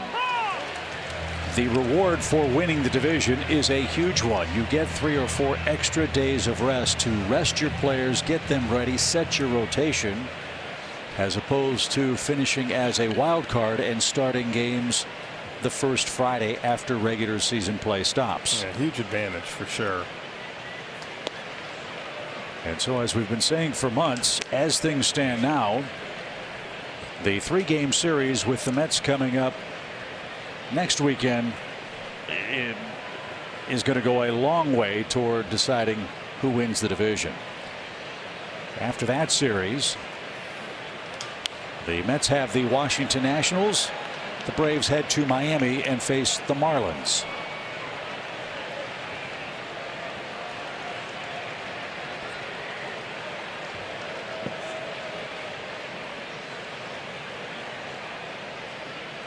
But before we worry about that, we've got to get this game official. Atlanta leads it 5-4 with bad weather approaching.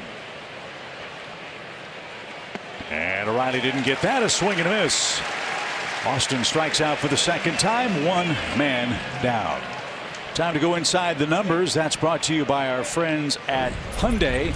What can you say about the Braves catching core that hasn't been said yet? Yeah, combined they got 35 home runs. Wow. They're catching most in MLB. Second, the Cubs with 27. And combined, d'Arnaud and Contreras are hitting .308 with runners in scoring position this year.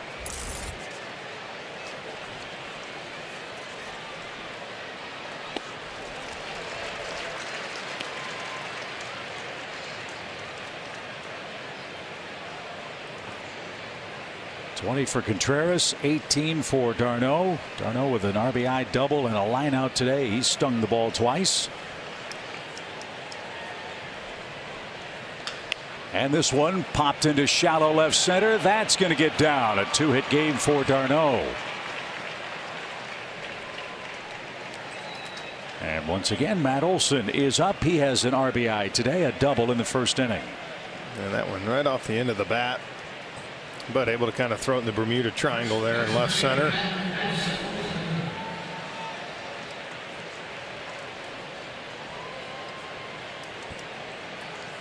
If Matt right here takes a little bit of a chance, Chip, and just get ready for that fastball. You've seen how they've pitched you lately. You hit the double on the only true off-speed pitch he threw you. So you can time one up.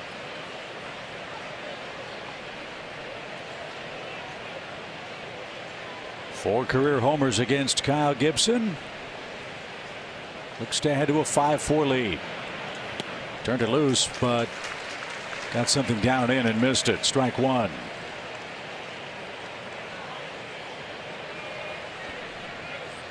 And he got a cutter on that pitch.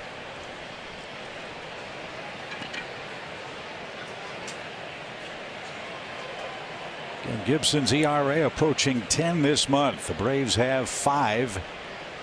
We're in the 5th.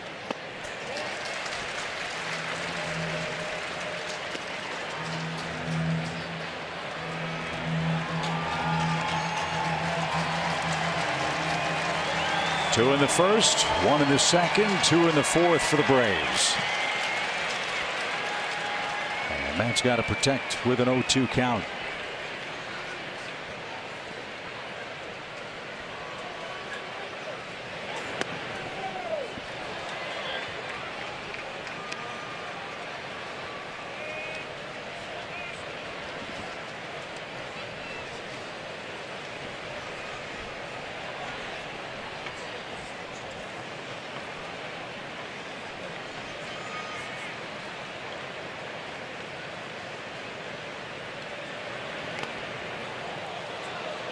That foul tip got the catcher Stubbs on the way by. Let's see where. Oh, that looked like it hurt. It was weird. Oh, top of the shin guard. I think it snuck under that shin guard. And you see the flap of the shin guard. It's almost like it became disconnected as that pitch was made. It left that area of the leg unprotected.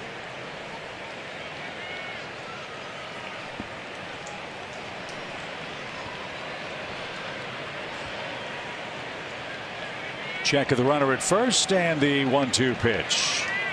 And Matt didn't get a breaking ball. 8 strikeouts for Kyle Gibson. 2 are out for William Contreras. Well, he went cutters almost the whole time on that sequence. Gibson's season high is 11 strikeouts. He did that on August 16th. He's up to 8 here with 2 outs in the 5th inning.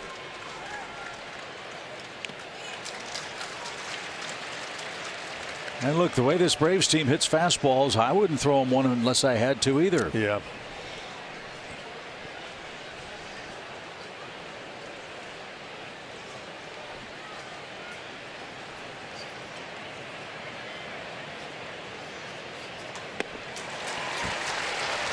Been mostly when he's been effective, it's that cutter to the lefties and been that slow kind of slider to the righties to keep them off balance.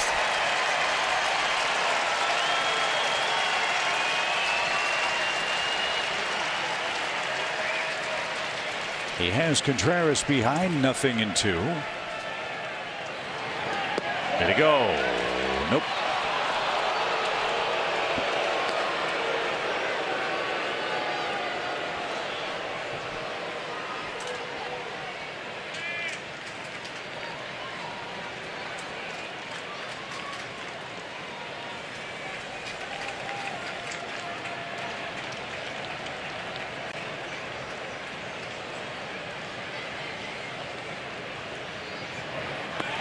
Big swing and a miss.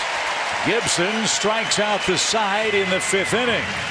Top of the order coming up for the Phillies. Atlanta leads it 5-4 your score.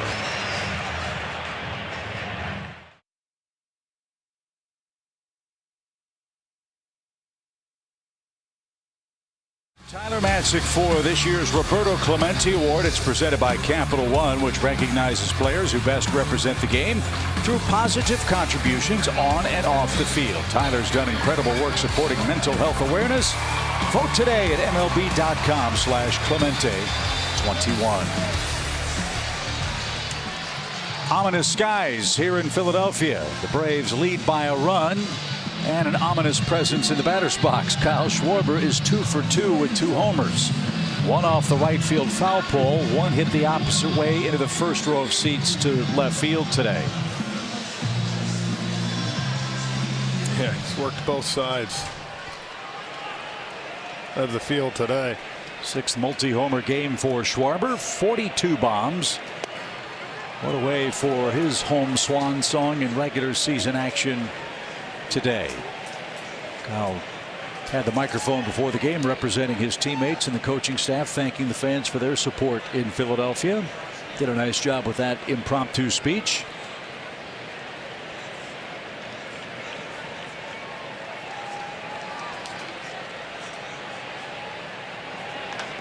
He yanked that one foul. It's even, 1 ball 1 strike. Good play down the right field line.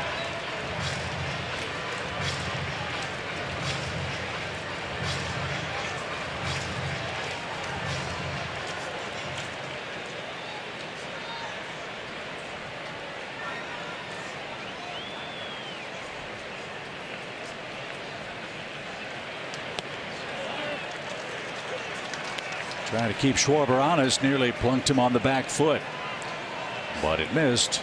2 balls and a strike. If you're just joining us at the 3 o'clock hour, Braves got off to a good start. 2 first-inning runs. Phillies answered with 3 themselves.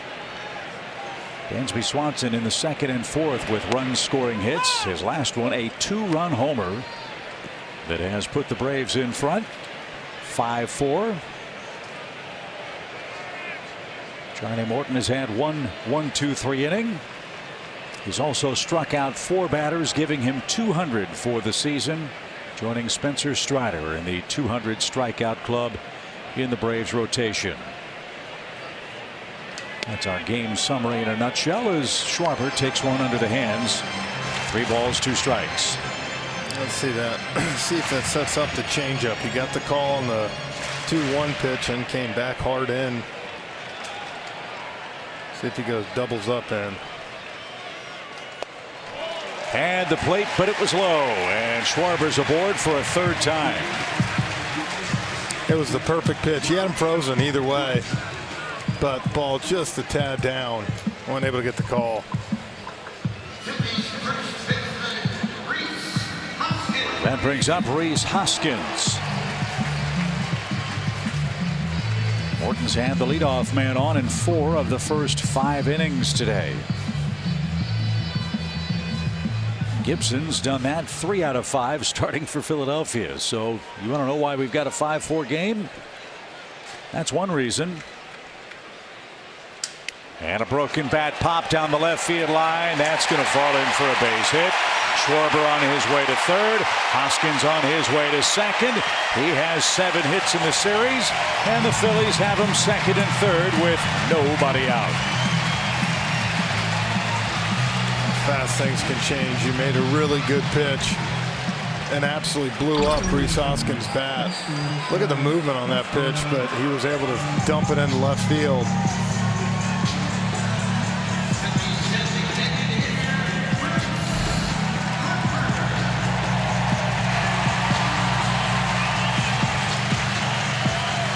So Bryce Harper with a walk and a run scored has 2 in scoring position for the Phillies.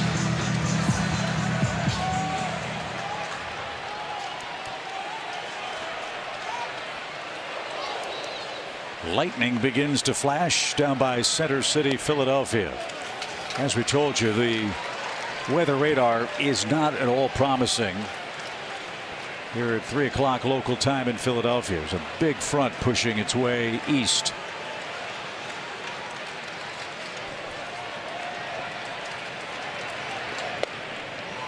Good pitch, painted away.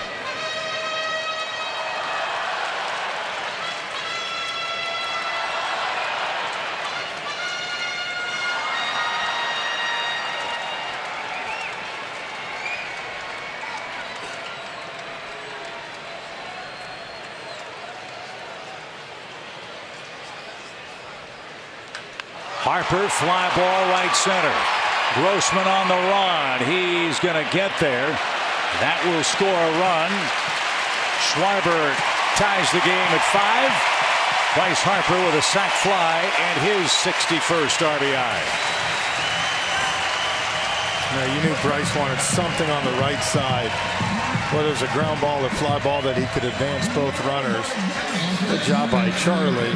Now you probably got their hottest hitter up at the plate in Bohm, and you got to bring the infield in.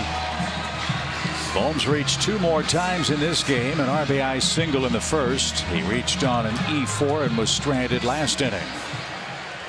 Again, 25 hits for Alec Bohm against the Braves. Infield is in.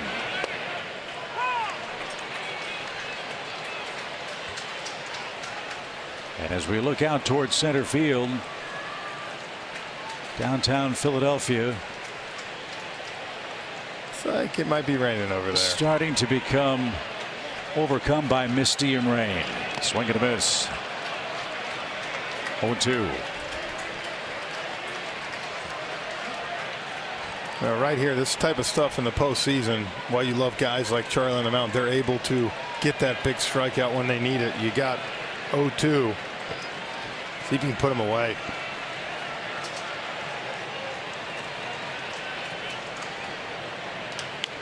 Little pop into right. Grossman is under. He sets. Hoskins tagging from third. Here comes the throw. It is up the line and not in time. Back-to-back sacrifice flies, and the Phillies are back in front. Thought we're going to have a chance right there. The ball kind of tailed on Grossman a little bit. And if you saw, he just had to, Darno had to go too far back to get him.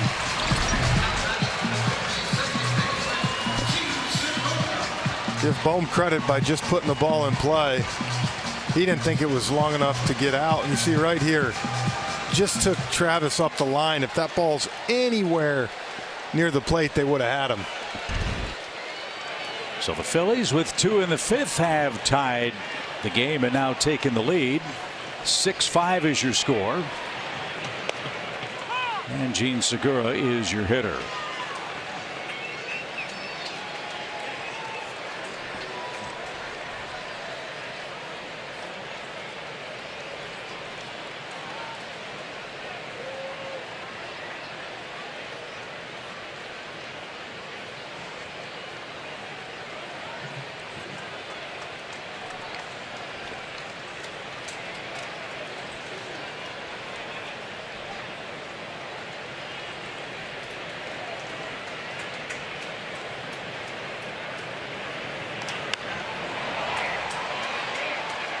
That was thrown with a little frustration. Yeah. And Morton now ahead of his man. No balls, 2 strikes. I would say we got a couple more minutes, and it's going to be.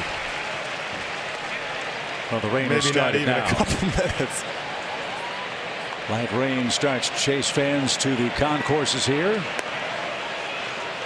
And as we look downtown, Center City's almost completely obscured by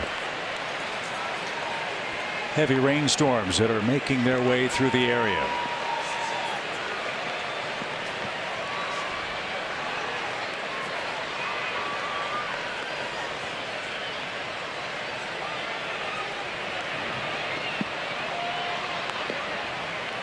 I think Darno called time there. So I know this was a late time by somebody.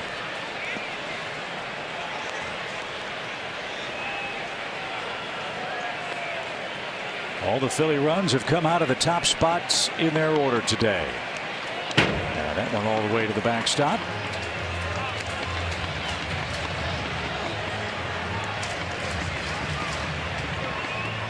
Big raindrops, but the infield and mound are all in good shape, so we'll continue on here.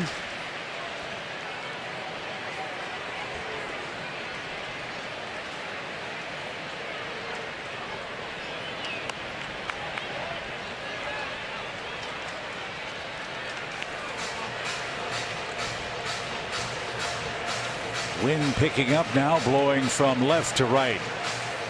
There wasn't a whole lot of wind at the start of the broadcast. And we had bright sunny skies. No, it was beautiful.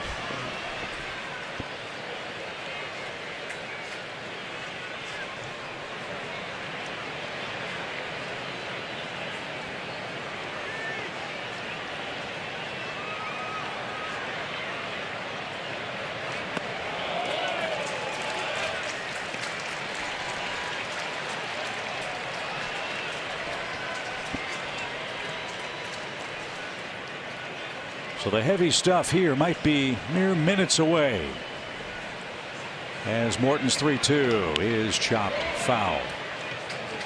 Now 3 minutes ago he could still make out all the high rises in downtown Philadelphia as we look out to the center field fence. Look at that. You can't see one of them. Downtown has disappeared.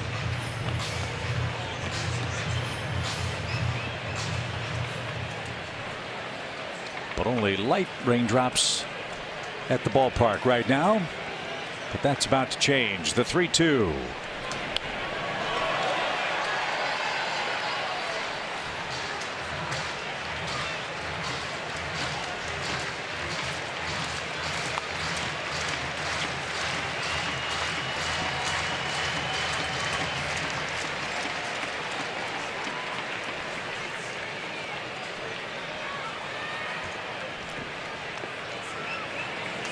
And Morton loses Segura after a long battle.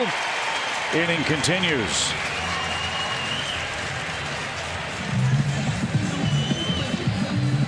Second walk of the inning, third walk of the game for the Braves right-hander. And now Brandon Marsh up for the third time. Well, you can see the Braves with this rain, the tarp over the bullpen, not really getting anybody up. They're trying to do everything they can to get Charlie through this fifth inning.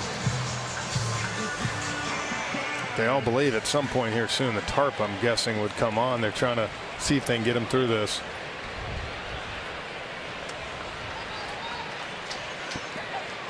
Two in, two out.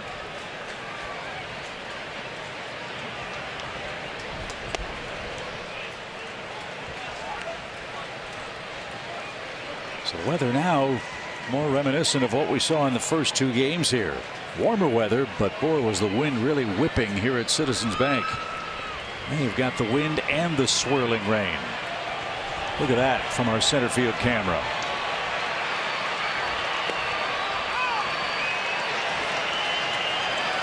I know they're trying to finish this inning right here, but at the same time, got to wonder if they're going to put it on here. Marsh looking back at the home plate umpire, say, can you see? Yeah. I don't think he can, and who can blame him? This might be the last pitch. Nope.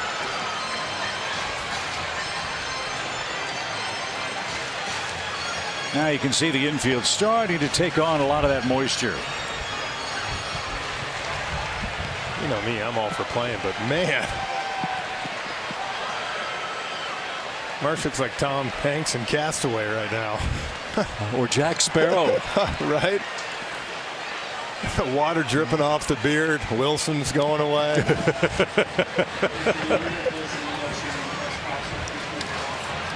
Trying to get through 5 and make it an official game. But a torrential downpour for Morton and Marsh.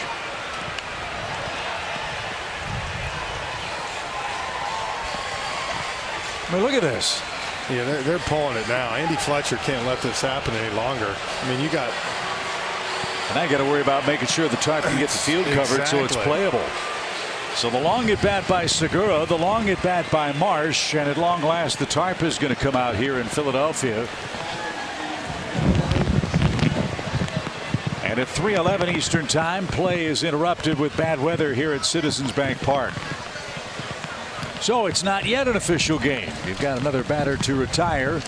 Marsh will take his place with a 2-2 count and a 6-5 Phillies lead when play resumes here in Philadelphia.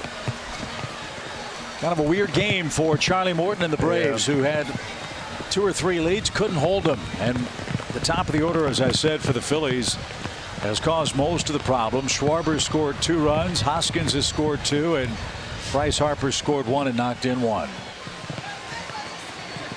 See this wind, they're having trouble getting the tarp on.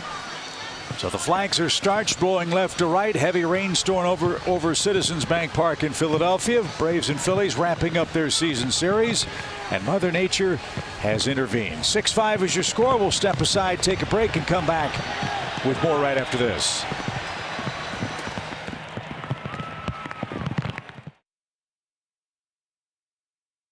Fifth inning. Good news is that downtown is back. It doesn't look like this is going to be It's done. Let's play. a lengthy delay. But unfortunately for Charlie Morton, he couldn't hang on to a couple of leads in this game, and the Phillies have made it an official game by taking the lead here in the bottom of the 5th inning. That said, what a day for Dansby Swanson at the plate. He's our T-Mobile coverage cam. That's the best coverage in the game. Dansby's had everything from Kyle Gibson covered today. All he does is continue to put up great at-bats. You know, we're showing you the big home run.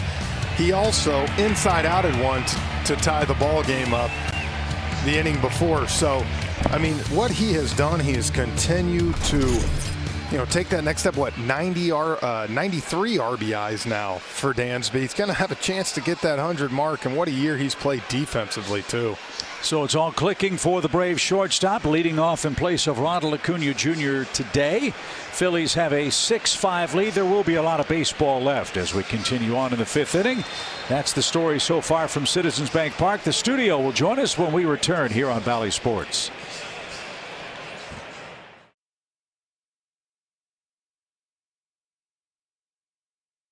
For a resumption of play here in Philadelphia, it is a 6-5 Phillies game as we'll reset you here in the bottom half of inning number 5. The game summary: it was a wild first inning, Jeff. 30+ minutes for the Braves and Phillies, who combined to score 5 against Kyle Gibson and Braves starter Charlie Morton. Yeah, we talked about both starters kind of. It's not like they pitched horrible, but they gave up some big hits at the time, and now, as you said, with this rain delay, it's going to turn into a bullpen game now. And with the score only being 6-5, you kind of like where the Braves are at because of that. And really, we're fortunate to be where we are, because in the 5th inning with Charlie Morton facing Marsh of the Phillies, I mean, as you said, it looked like Tom Hanks in Castaway. It was awful.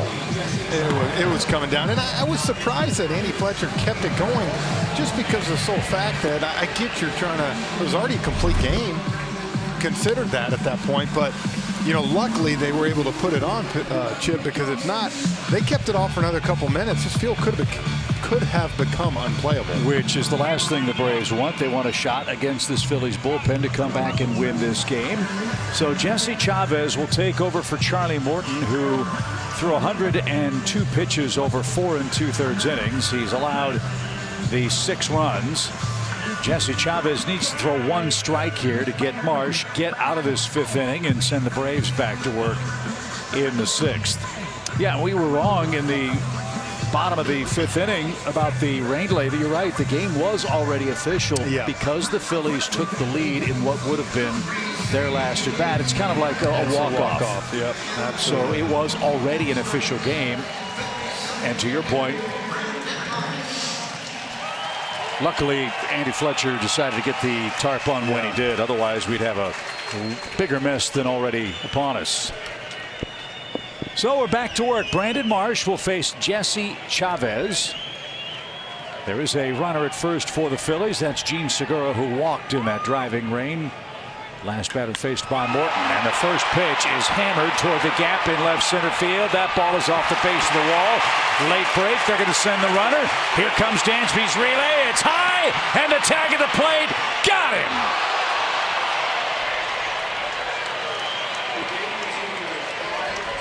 How's that for starting a game after a 2-hour rain delay? 1 pitch, a double to the gap. The Braves execute a perfect relay, high throw, but Dansby got it to Darno, and the tag kept him off the front part of the plate. At least we think so.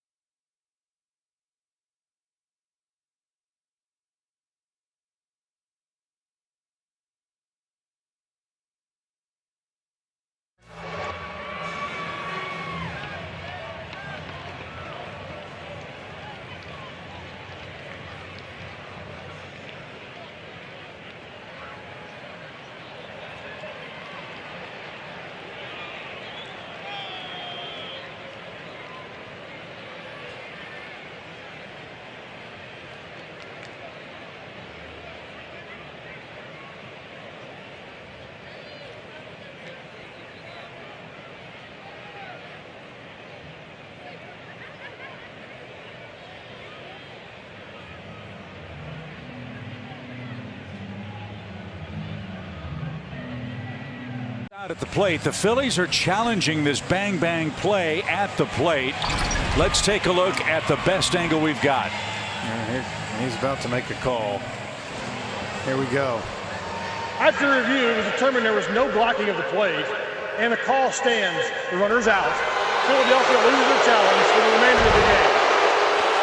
So the Phillies were challenging two things: the block play at the plate, which on a throw you're allowed to come into the baseline, and secondly, whether he was safe or out. And the call was confirmed. Segura was tagged out, and wow, one pitch, double, relay, inning over as Segura banged out at the plate. Great tag, great result, and the game remains 6-5 as we head to the 6th inning.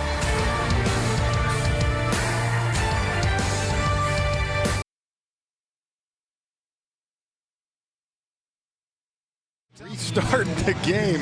One pitch.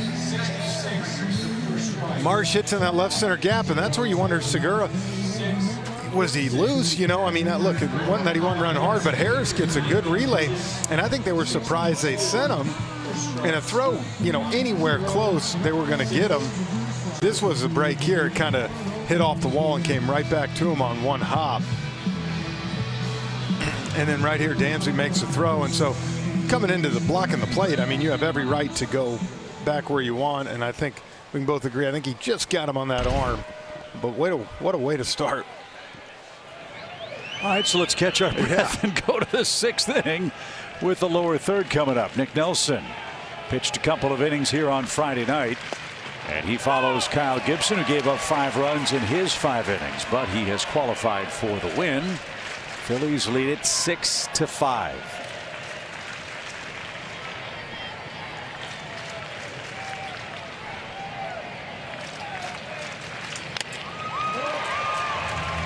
That got everyone on the way by, and Eddie is behind 0-2. Rosario's had a nice day. He's singled, he's walked, and he's scored 2 runs.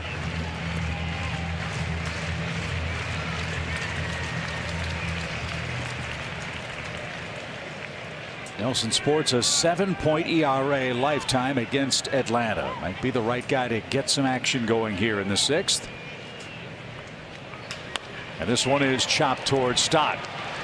Actually, it's Bohm that cuts him off and makes the play. Yeah, good job by Bohm, though, because of that angle, they would have never had a chance. And that ball kind of hopped on him, and he had to stick with it. Another thing to watch is the game goes at turf now. It's going to be really wet.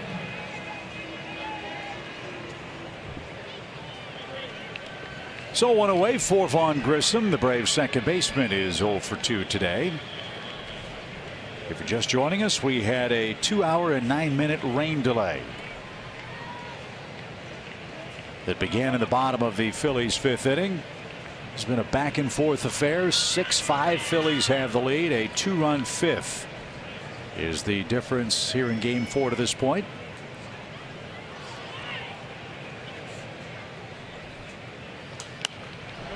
Grissom's guys one out of play foul. It's 0-1 to him.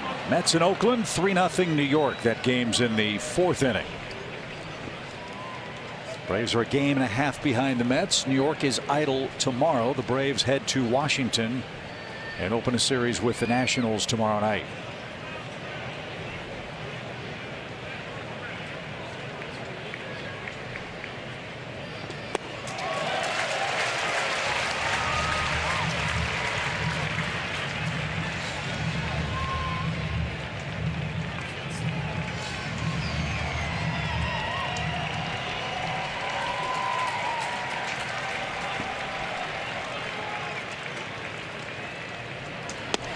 Grisham down on 3 pitches, 2 up, 2 down in the Atlanta 6th.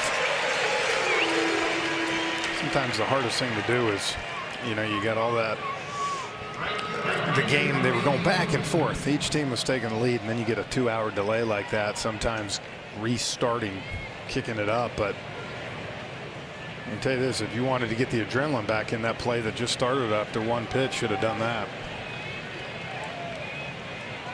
Bases are empty for Robbie Grossman. He's looking for his first hit today. Top of the zone, a strike. Nelson's throwing hard. That one at 97 miles an hour.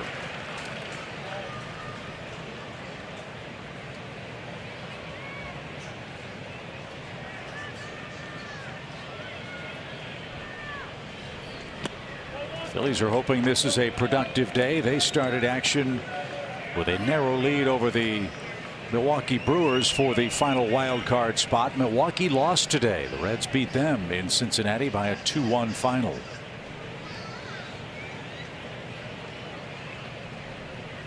One ball, one strike.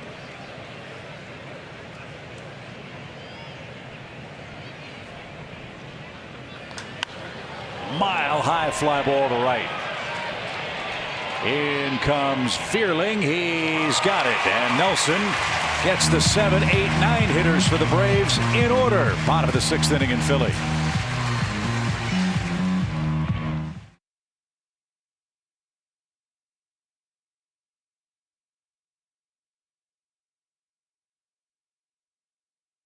Coming at you on Saturday night at 7:30 Eastern. Virginia at Duke.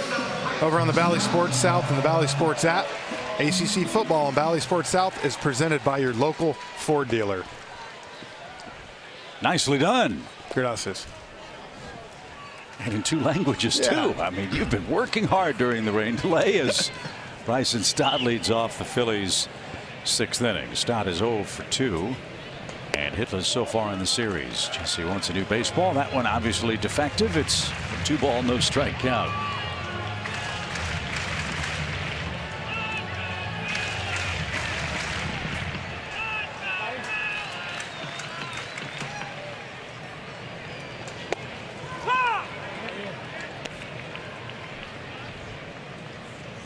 Bottom part of the order. See if Jesse can 1, 2, 3 him here and get the offense back out.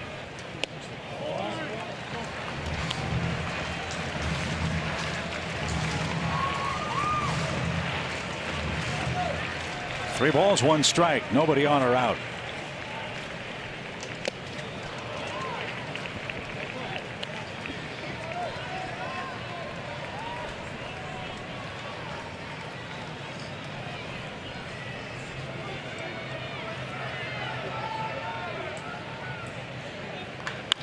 Ripped into right and diving catch by Robbie Grossman. Super play. Wow. That ball was hooking hard too.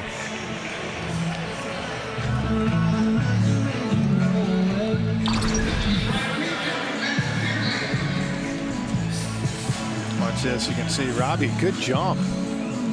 Yes, he did. Got that glove under perfect.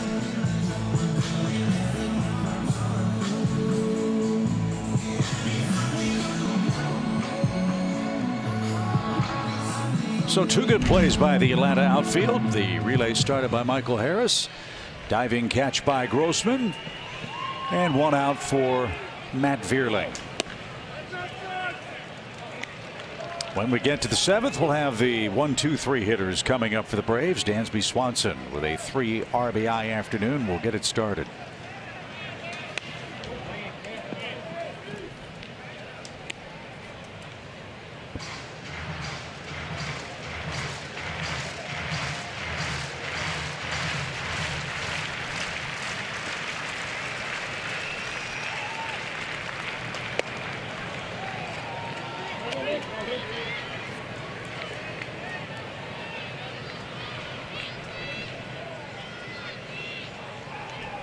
Atlanta's bullpen in September has been spectacular. A sub-2 ERA in relief.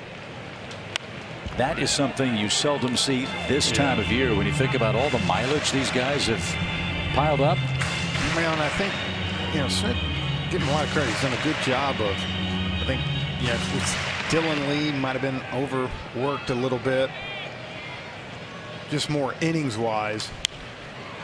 And I think as the season goes on, I think Smith's done a really good job of giving these guys a break.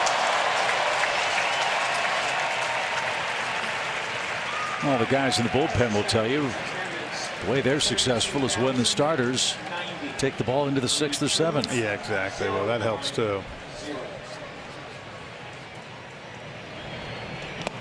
And Fearling swings and misses. Jesse Chavez has the second out of the inning. And this crowd of 32,090 awaits Mr. Stubbs. Yeah, good curveball here. Takes some off even though it backs up. Gets a strikeout.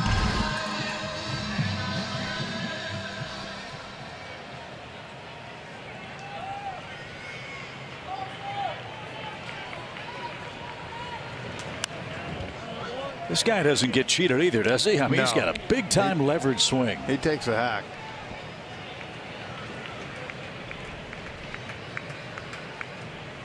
Alvarado getting ready, looks like, for the Atlanta 7th.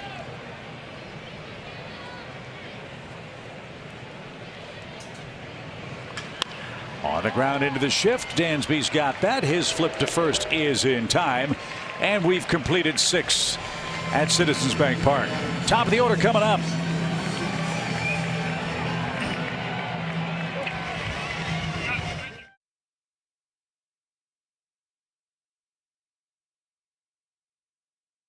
Atlanta Braves baseball is brought to you by Landmark Dodge Chrysler Jeep Ram, Yamaha Boats and Wave Runners, and by the NASCAR playoffs at Talladega Superspeedway October 1st and 2nd. Get your tickets now at TalladegaSuperspeedway.com. Braves country, time to get your rally caps on as we wrap things up with the Phillies at Citizens Bank Park. 3 innings left. We're into the hard throwing portion of their bullpen, though, Jeffrey. This is Jose Alvarado. And as you see, he and the Phillies have turned things around since the start of August. Yeah, and he has been outstanding. Look at that, 17 2/3 with a .51 ERA. Big thing for him is all of a sudden he's not walking people. He's throwing strikes. And when he's able to do that, electric stuff, 99 to 100, sinking with a good slider. And as always, that's the question with the Phillies bullpen. More walks than their starting staff and about 330 fewer innings pitched than the Philadelphia rotation this year. Alvarado will face Swanson, Harris, Riley, then Travis d'Arnaud batting 4th for the Braves, who have 9 outs left to get at least 1 run late. Dansby's had a great game today. An RBI single in the 2nd. That came with 2 outs. A 4th inning 2-run homer that came with 2 outs. In fact, all of the Braves runs have come with 2 outs in today's game. Seen that a lot most of the season. Been outstanding. So which Alvarado will appear? The one that can throw 100 miles an hour or the one that will miss the strike zone? We're about to find out.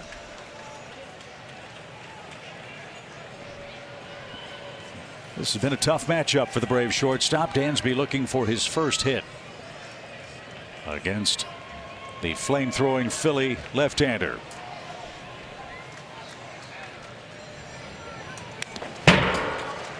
You can see right there 100 miles per hour, and it's also got good movement to it.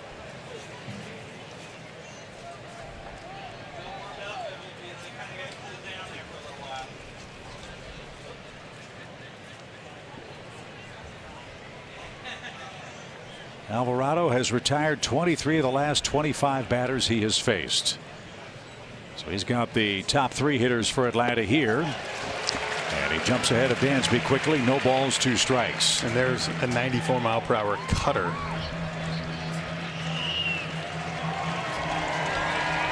So you want to be a major league hitter. Yeah.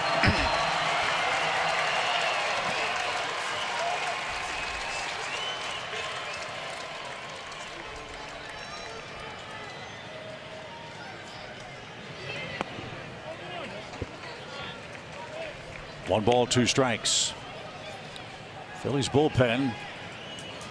You've got Alvarado for the 7th, Dominguez for the 8th, Robertson for the 9th. If this score stays in Philly's favor, Atlanta trying to change that here.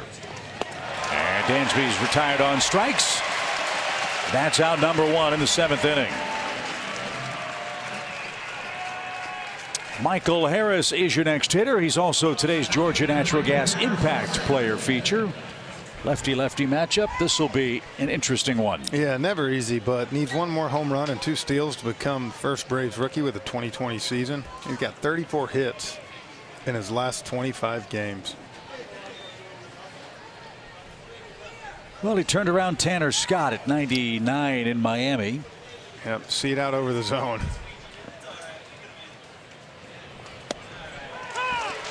.102. Look, when they got him from Tampa, when he came over, I mean, that was the thing. I mean, he was one of the most sought-after lefty relievers. Big thing is, again, can he keep it in the zone? I mean, when he does, you see that right there, 103. I mean, you're talking about you got to get started right when that ball comes out of his hand. He's striking out 36% of all batters faced. He's averaging 98 miles an hour on his fastball. He's getting tired. That one only 95 after he threw one 103. No, it's a cutter at 95 too. So kind of unfair.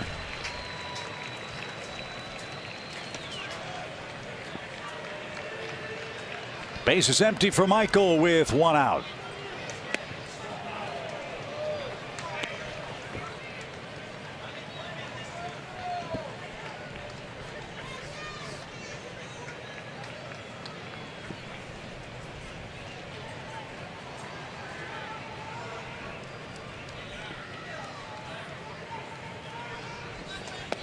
Michael didn't get that. 94 cutting away from him. Back-to-back strikeouts in the top of the 7th.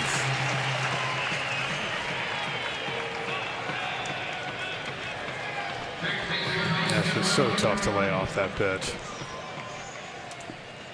So power versus power here. Alvarado versus Austin Riley. Austin's 1 for 7 against him. That hit, a home run. Atlanta could use one here. It could tie the game.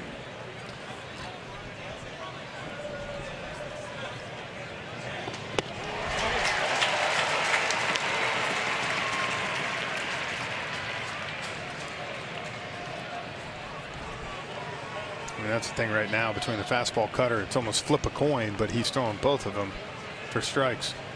10 pitches, only 2 have missed the zone. That was number 3. And it evens up the count.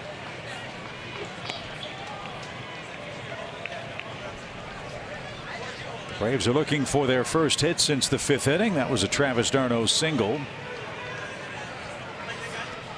Hits are even 7 apiece.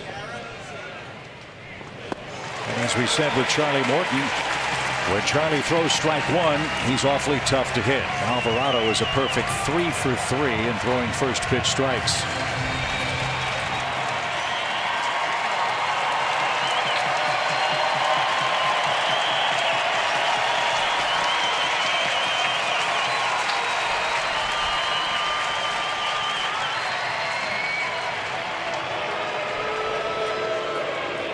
Well, 2 strikes and 2 outs. That's been the magical position for the Braves offense today.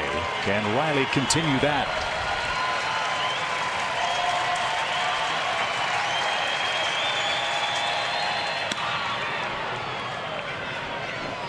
Stubbs didn't catch that. The ball caught him.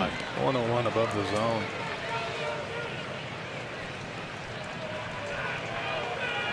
And that's the thing, you got to keep your sights down on this guy. You know, tell yourself to see it, bottom part of the zone.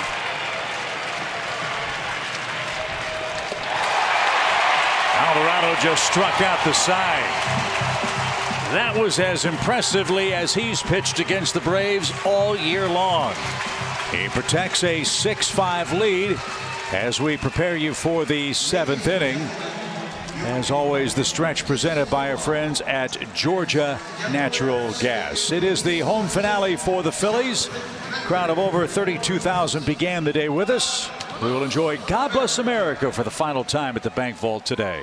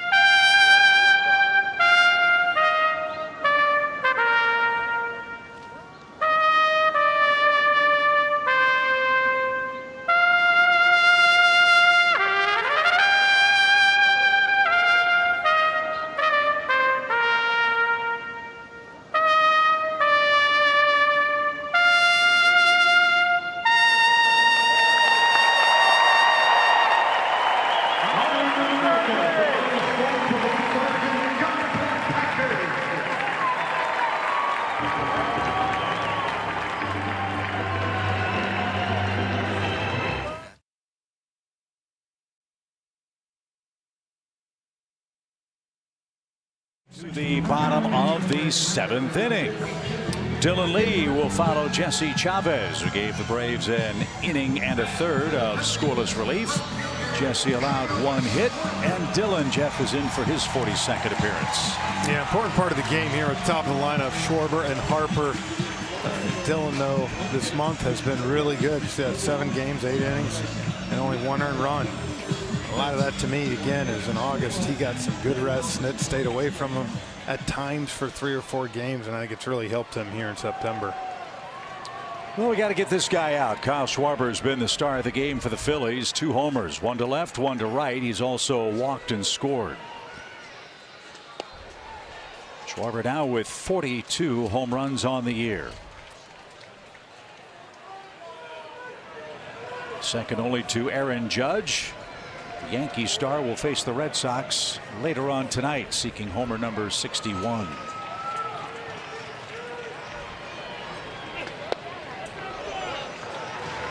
No swing. It's an even count.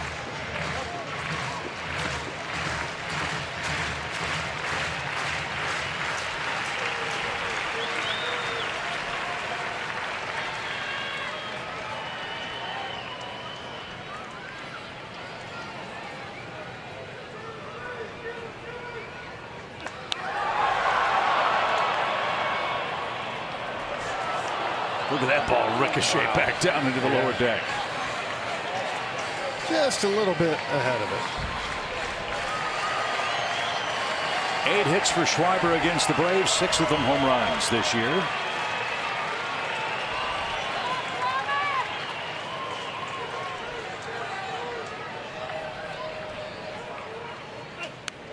Phillies are trying to keep pace with the Padres. They're winning in Colorado, as we mentioned. Milwaukee already lost today. Brewers are the team with the 4th best record in that wild card chase.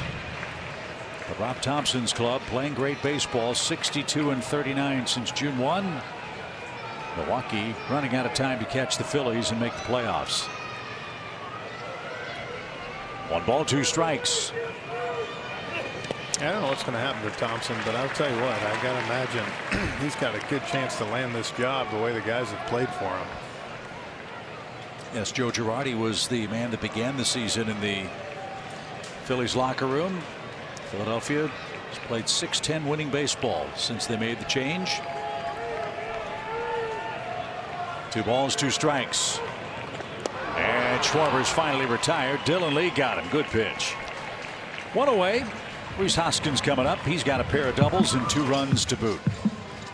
Man, one thing he did a great job there is changing eye levels. He kind of went up some and then throws a good sinker down. Get him to swing over the top.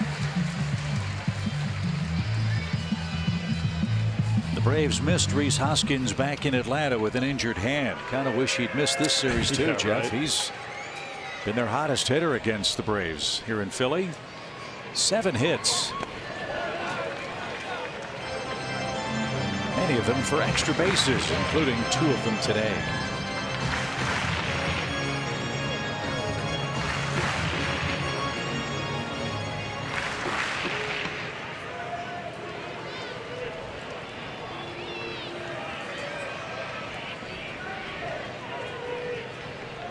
Hoskins played to pull as Lee brings it home, and he tried to launch, didn't get it. It's an even count.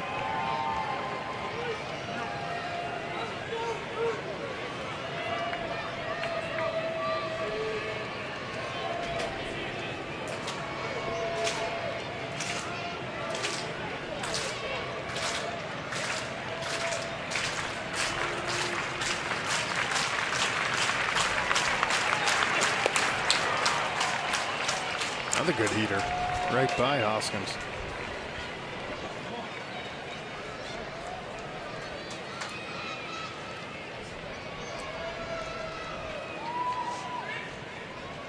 One ball, 2 strikes.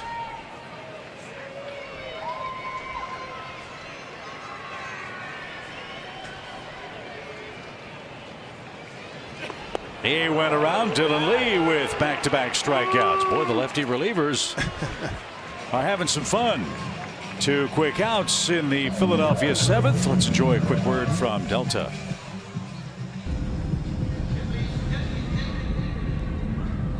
Delta, proud to be the official airline of the 2021 World Champion Atlanta Braves.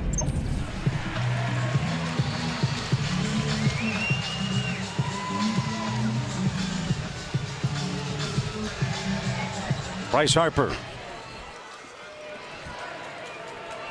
This is how you want to face Bryce. Yeah.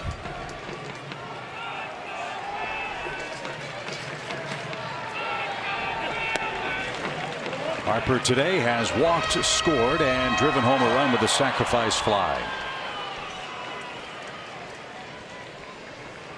David Robertson is up in the Phillies bullpen. Looks like he'll come on for the 8th inning. Wonder if he'll go 2 innings. We shall see. First, the strike 1 pitch to Harper. Right down Broad Street. It's 0-2.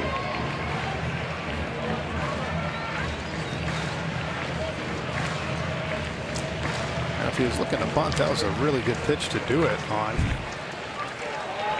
But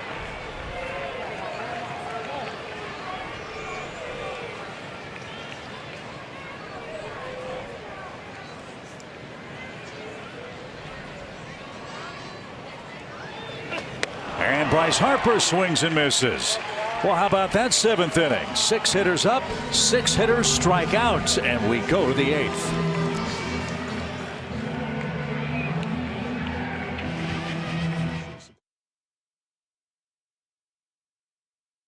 Need a rally. We got 2 innings left here in Philadelphia before we move on to Washington for our last look at the Nationals. Our Bally Sports South coverage begins Monday at 6:30 Eastern Time with Braves Live. You can catch us on the Bally Sports South app as well.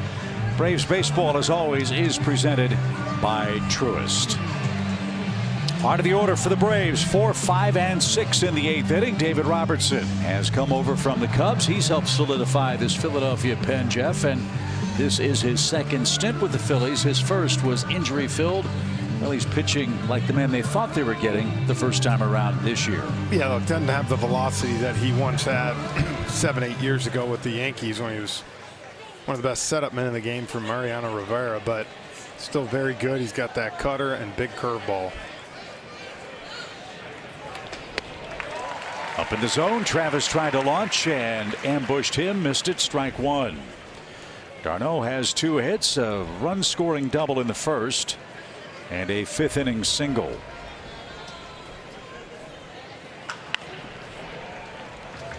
And he's behind 0-2. Doesn't look like the Braves are getting any help from Oakland today. The Mets behind Max Scherzer lead 7-1 in the 6th. Here it's 6-5 Phillies. Nobody on or out in the top of the 8th. Look, when I saw that schedule, I've kind of felt like if they can at least the A's win 1, I'll take it. Yeah, you would have loved 2 out of 3 after they won yesterday, but at the same time, Braves can get this one, come back, and you stay 1.5, and then you get the extra game. You win tomorrow and get it down to 1. With 8 to play. That would be the best case scenario for Atlanta. And the Marlins usually play the Mets tough. Yeah, I haven't looked ahead. I don't know if they'll get Sandy Alcantara or not. Kind of hope that's the case. Jeff can look ahead and see. Marlins were beaten today by Washington 6-1. Big news in South Florida as well today. The pitch out of play. Don Mattingly and the Marlins have agreed that he won't come back and manage next year. Yeah, I mean, there's only, I'll say this, there's only so much you can take down there. And I think for him, you know, he was hoping that, you know, the payroll probably would have expanded, getting different guys, but it has not happened that way for him. So Mattingly will manage his final games with the Marlins against the Braves. Down in Miami, the pitch. That'll play foul. 1 ball, 2 strikes. So right now they get Lopez and Luzardo. Yeah, 2-game series, Tuesday and Wednesday. Marcel Iglesias and Jackson Stevens are warming for the Braves. 1 ball, 2 strikes. No shift on for Travis. And a swing and a miss. 4 straight Braves have struck out.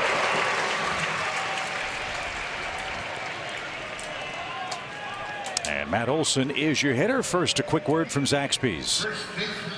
Try Zaxby's Chicken Finger Plate with Tongue Torch, Zax Sauce, or any of our sauces. Matt has a 1-for-3 day, a first inning RBI double for him. We told you Olson loves hitting in this ballpark. 4 homers against the Phillies here. 1 now would tie the game.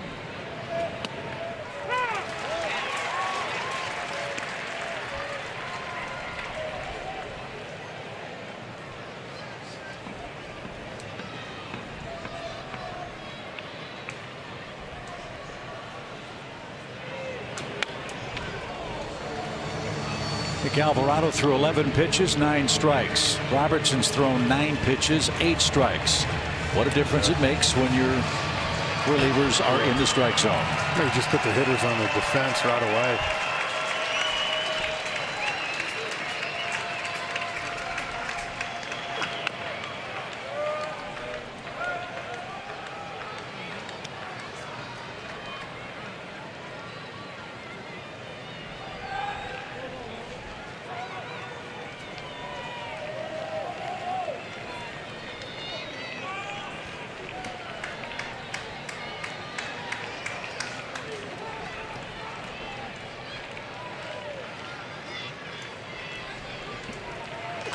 High fly ball hit deep toward right field. Vierling going back at the track. He's got just enough room. You hold your breath every time in this place, you know, when that ball goes up, and I thought Matt had got it, but it sounded a little bit off the end, but still, with how big and strong he is, you thought, man, that's got a chance. Just got it off the end a little bit. Thought he had tied it up, though, Chip. Earlier in the game, before the rains, when that wind was blowing slightly toward right, might have helped it enough. Yeah. But that's the second out of the inning, and Contreras hits.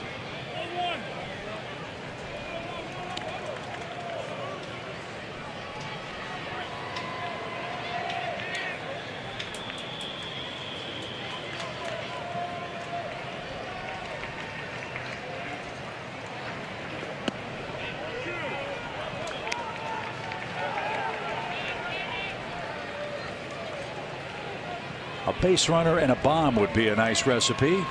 Take that.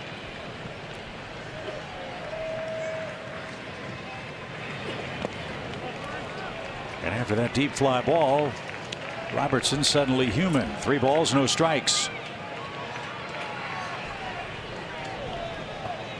And one thing, too, if you can find a way to get a guy or even 2 on this inning, the one thing you do, too, in that 9th inning is you flip the lineup and see Dansby and Michael Harris.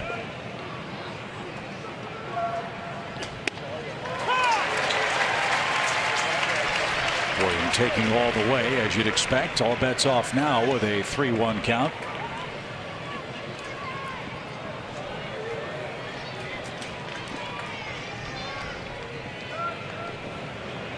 And there's your base runner. Ball 4. Bad miss by Robertson. And now another lefty hitter's coming up, Eddie Rosario. And Eddie's been on base twice, and he scored 2 runs.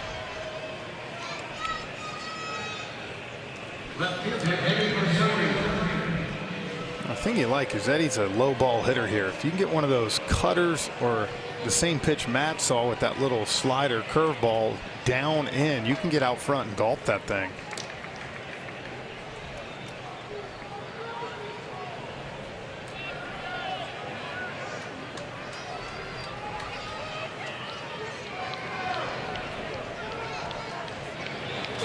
Line drive into left center field. That's down for a hit. Contreras cuts the bag at second. He'll make his way to third. Eddie's going to sneak into second as well. The throw there is late. So a walk and a single. has him at second and third for the Braves. And as you said, Jeff, at the very least, the top of the order is going to come up in the ninth. Tell you what, the Braves almost caught a break there. That ball almost kind of hydroplaned in the outfield where Marsh wasn't able to get it. You can see how he's doing it with his hand right there, saying how quick it is. Usually this is a ball that he thinks is going to be right there.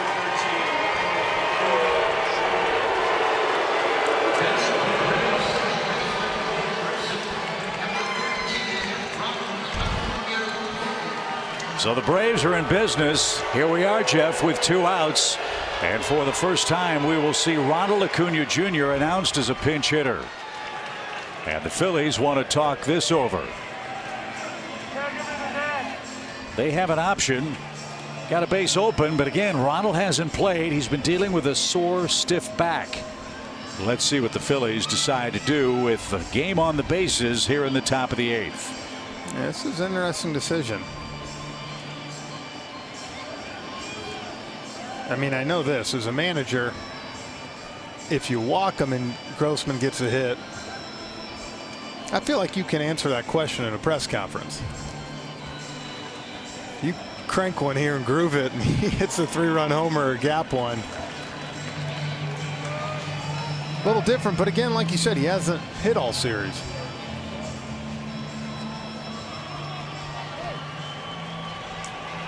Ronald is 2 for 3 against Robertson with a home run. They put him on. There you go. So they'll take the bat out of Acuna's hands. And now it's the veteran Robbie Grossman. Look, we've seen Robbie take ball 4 with the bases loaded too. For sure. And you know, some people might ask, man, if you put him in that situation, you figured they'd walk. You hope Robbie gets a big knock here, but even if he doesn't, by putting him on that 9th inning, you get 1, 2, 3 coming up. So you hope you get action right here, but at least guarantees you the top of the lineup. And look, Robbie's been swinging a good bat. And he's 1 for 4 against Robertson in his career. Plenty of speed aboard for the Braves. 2 outs. Made him throw a strike, and he did. 0-1.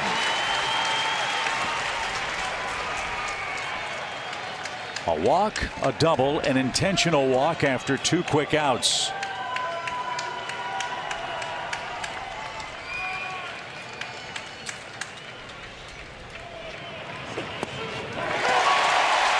Grossman didn't think so. Looked like it had the plate. 0-2. Pretty good pitch. My guess is he might have thought it was a tick low, but it's one for sure.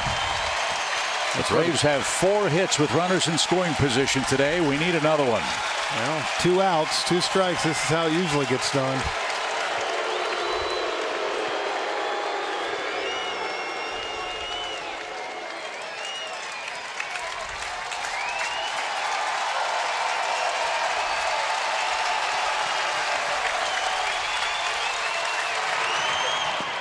Gets away. Here comes Contreras. He'll score on a wild pitch, and we're tied.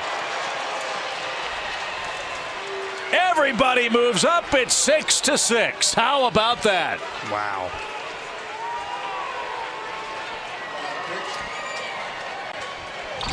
There's a lot of ways I thought this game get tied. I did not see that one coming. And give credit to Stubbs. He did everything he could to try to get this ball. I mean, that was just a spiked slider by Robertson.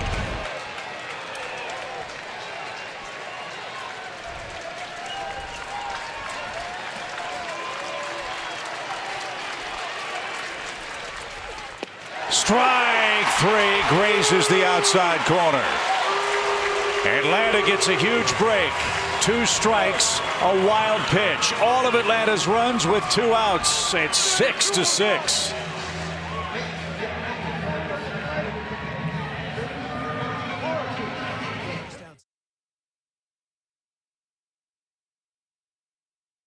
Incredible 6-6 bottom 8. Before we watch the rest of this, I have an announcement. When you're a World Series champion, that's something that you can brag about and carry the rest of your life. If you're a player, your city gets to brag as well. Oh yeah, and if you play for the Atlanta Braves, they gift you with a really big ring that is special and very cool. What's another perk? You get to go to the White House tomorrow. The Braves will jump on a bus early in the morning at 9 o'clock and head over to the White House and get the tour, get to meet the president.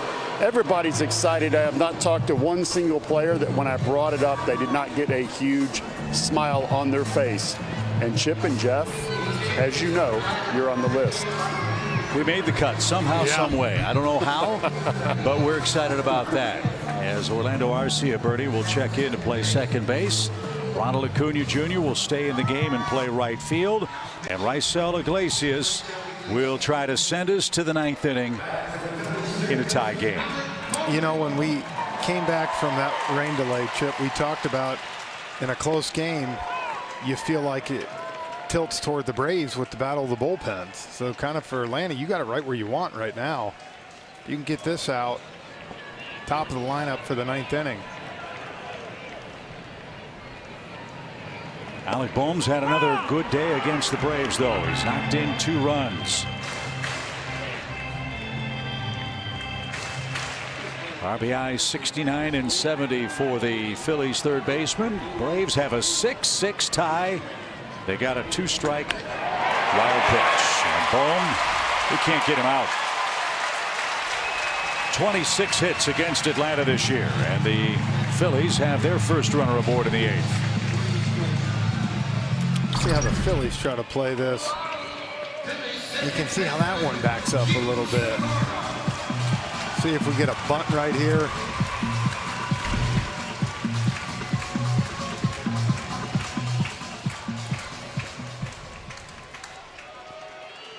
Phillies only have 6 sacrifices all year. Segura, I don't believe, has any. That's correct. None. Well, if there's going to be one, that was the pitch right there to do it on. Riley hugging the line at third. You see the diamond drive near the infield cutout. Boehm has a short lead. And a ground ball right to Austin. He's got it. 2 long throws. There's one. Arcia. Hayes got his man. A double play. Arcia just checked in, and a little bit of a fumble at second base, but they get the lead runner, they get the double play, and the bases are empty in the Phillies' 8th. Yeah, they're not going to challenge this guy. I didn't know if Arcia hit the ball clearly before he fumbled it, but he did. Good double play. Strong throw. Kind of surprised they didn't bunt in that situation there. Give yourself 2 chances with the lefties, Marsh and Stott. Braves glad they didn't. Here's right. Marsh, who doubled off Jesse Chavez. The Braves executed a perfect relay to cut down Gene Segura in the 5th inning. How big is that run looking? You play these tight games, you play good teams, Jeff. Those little things are huge. You know what's funny too, if you think about it, if Iglesias can a couple more pitches and get him out, if it's tied going to the 9th, you can bring him back out and then save Mentor and Jansen if you continue to go farther. That's lifted out of play, foul, even count. Get Marsh here too, Jeff. You've got the 7, 8, 9 hitters for Philly as well. So a crazy back and forth game, Braves and Phillies. There's a lot on the line here. If Atlanta can win, they'll stay a game and a half back. As the Mets rolling late in Oakland.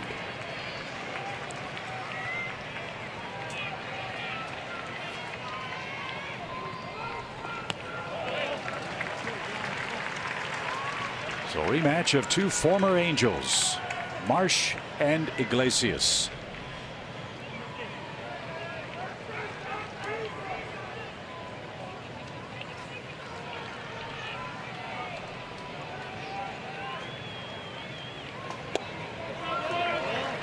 That was close.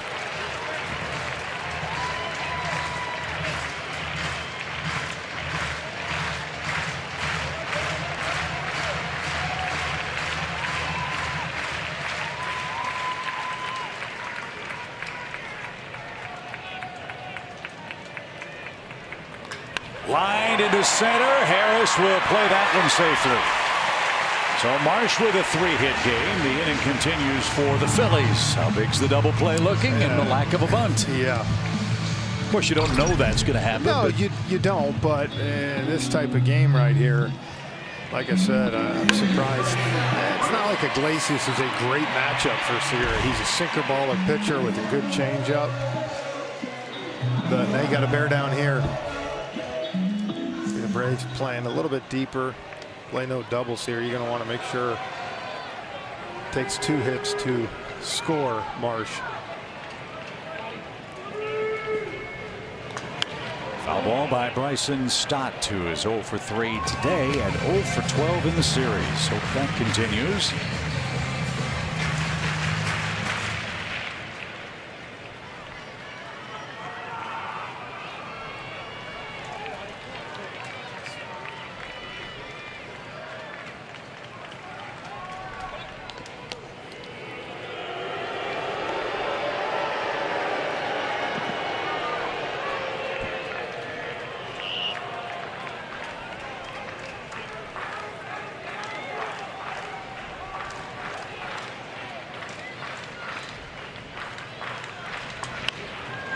Now we're a strike away from bringing Swanson, Harris, and Riley into the batter's box in a tie game, 6-6.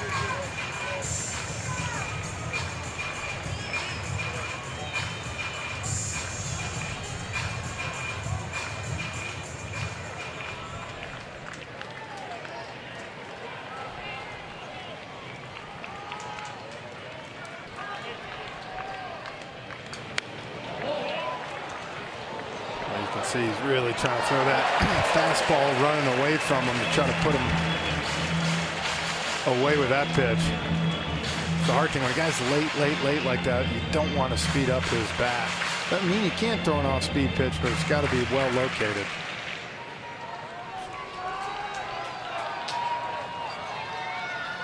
Rysell is ready. Little chopper hit to the right side. RC has got it. Pegged to first in time. Iglesias a good job. And the top of the order's coming up for Atlanta in a 6-6 game. Dansby Swanson, Michael Harris, and Austin Riley.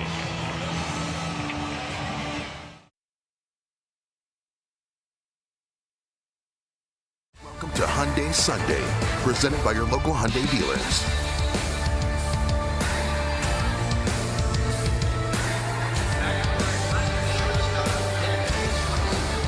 Well, here we go to the 9th inning. Sir Anthony Dominguez will come on to face the top of the Braves order.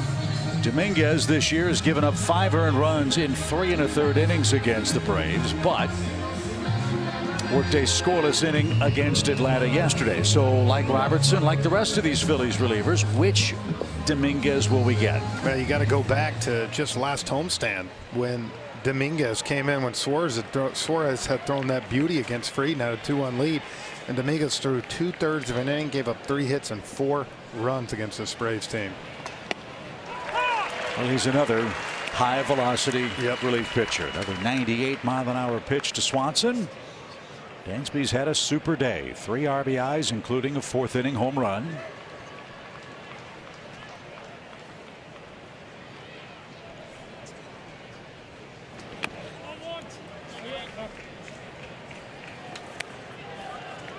Phillies walked 2 base runners in the 8th inning. That walk resulted in the tying run. Yep. As we said, their bullpen more walks than their starters.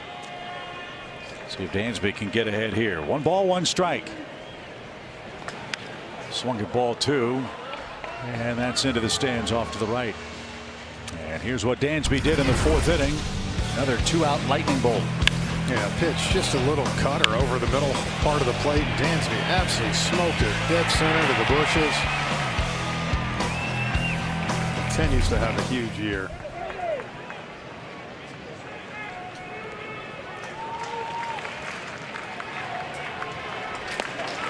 Tantalizing pitch, didn't offer, and it's even. 2 balls, 2 strikes. 48 innings for Dominguez this year, 18 walks. He's also given up 4 homers.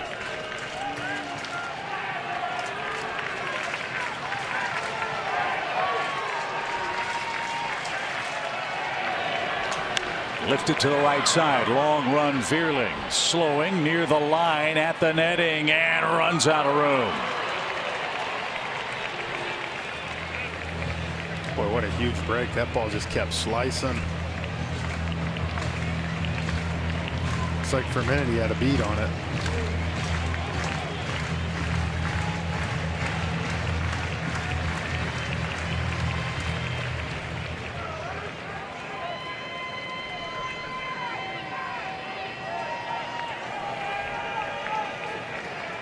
We try again. 2 balls, 2 strikes.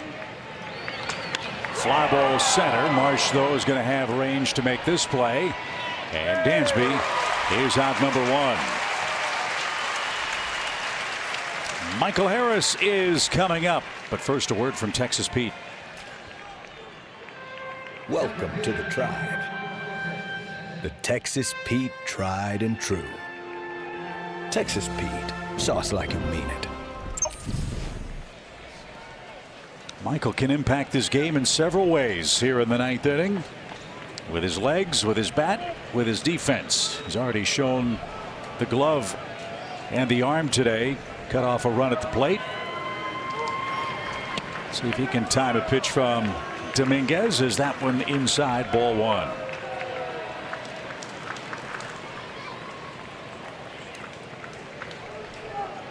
Michael sitting on 19 home runs.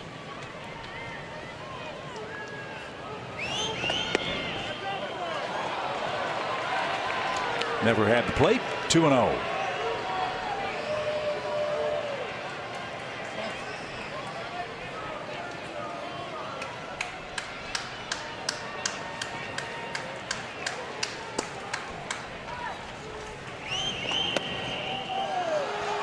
Ooh.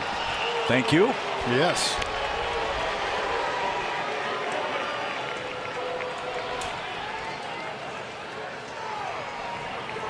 Don't know if he'll have the green light here. But we're about to find out. 3 balls, no strikes.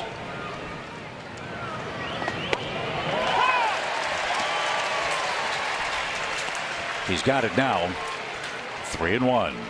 Might be the one time I would have liked to see Michael let it go 3-0, but same thing for him. He gets on first. He can be at second within a pitch or 2.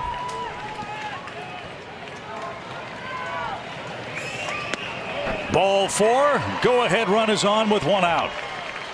And Harris already has a stolen base. He's seeking his 20th of those here in the 9th inning. So we'll see what effect that has on Dominguez. How does he hold a runner? And if you pay too much attention to him, you've got MVP candidate Austin Riley in the batter's box.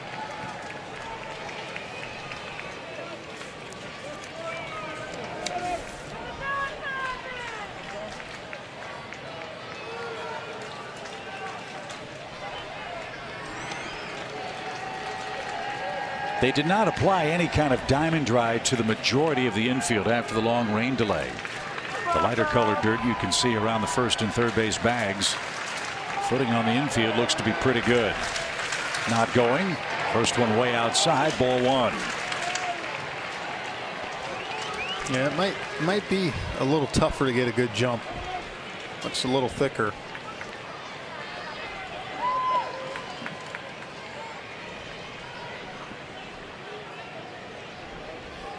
One ball, no strikes. Not going. Swing and a miss.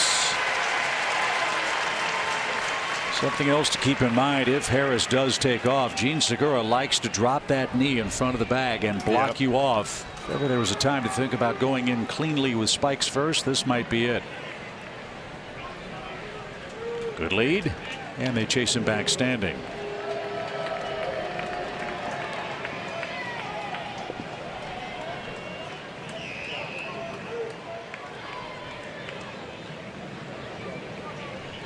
Bit of a breeze picking up now, blowing straight out. Austin Riley is so big and strong, he doesn't need the help of the wind, but he'll take it. And the runner goes. Bit of a stumble. Stubbs' throw is going to be in time. They got him.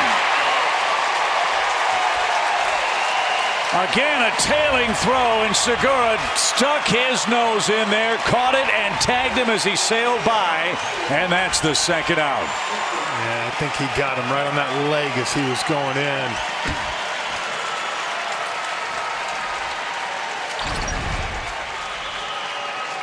Take a look. You see how, the jump, again, you didn't get much, and that throw was probably in the one place that you were going to be able to get him. I mean, it took it right to the leg.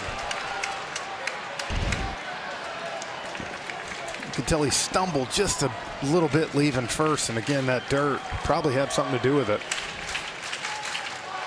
So new life for Dominguez, who has a 2-2 count for Austin Riley.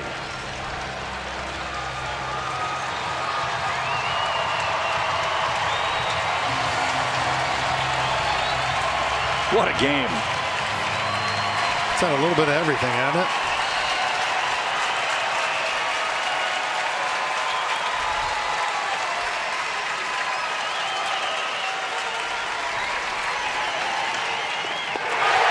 Swing and a miss. And this game is headed to the bottom of the ninth inning. 6-6 is your score. 8-9-1 coming up for the Phillies.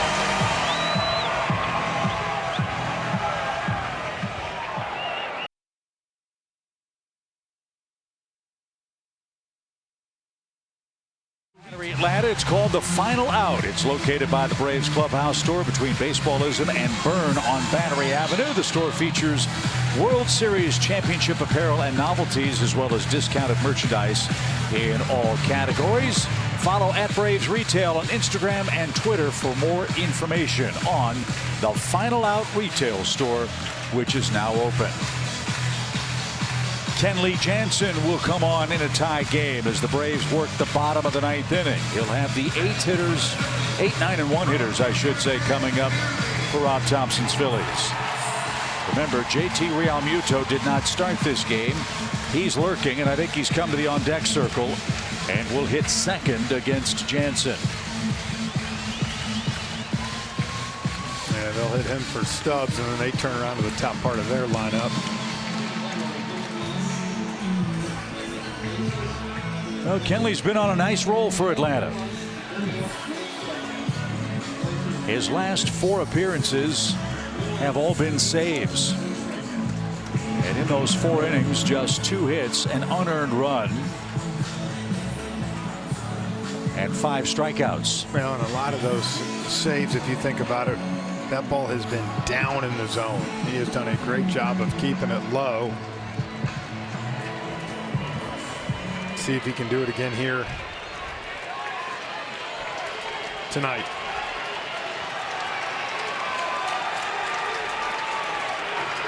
And Vierling 0 for 3 gets things started in the Philadelphia ninth. Shows bunts. That's an interesting strategy. It's one that we saw work successfully for the Nationals against Kenley Jansen back at Truist Park.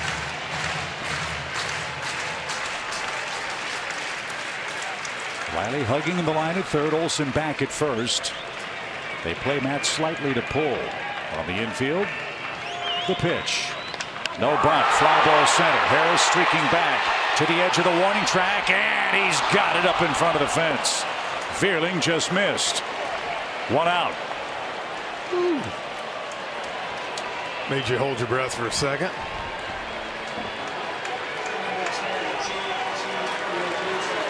So 1 away, it will be JT Realmuto. Talked about this early in the game. That's a nice card to play late. He doesn't start, but he pinch hits in the ninth inning of a tie game.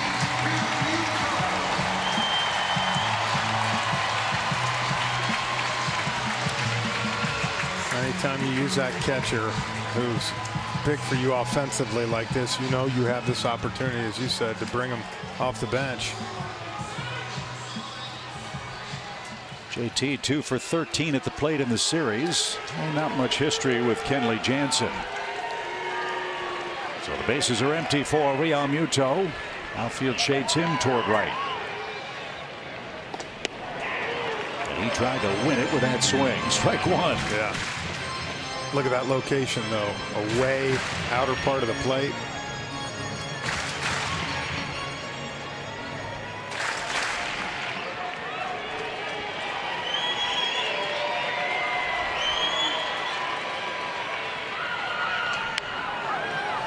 This is the other difference, Jeff, of late for Jansen. Instead of 1-0, 2-1, it's 0-1, 0-2, an awful lot for him. Yep.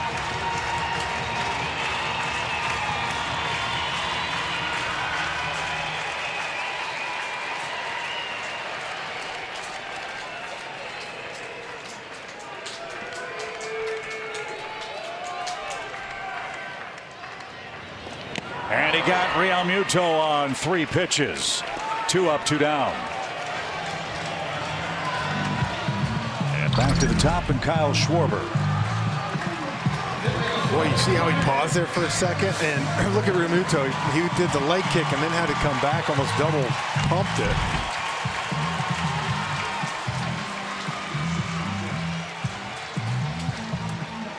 Two-homer, 3-run day for Kyle Schwarber, but he's the final hope in the 9th.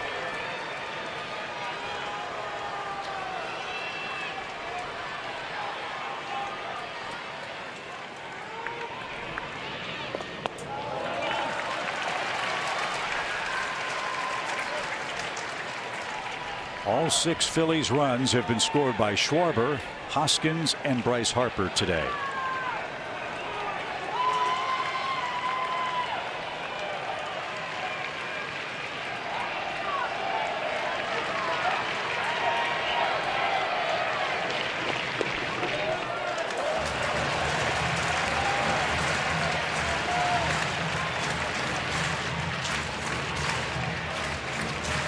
Now this is a situation where it's 2-0. I think you got to be a little bit careful here. 2 outs, nobody on. You don't have to groove them one here.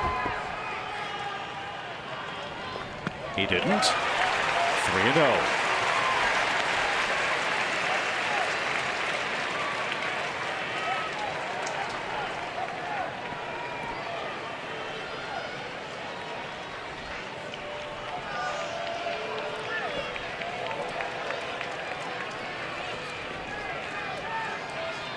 Hoskins is next in the on-deck circle. Pulled a string on him. Dropped the slider on him.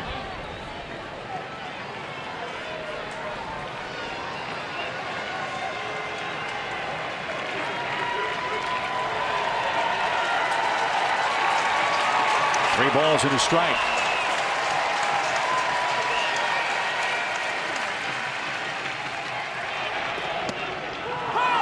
Got it back full. Got that one center cut.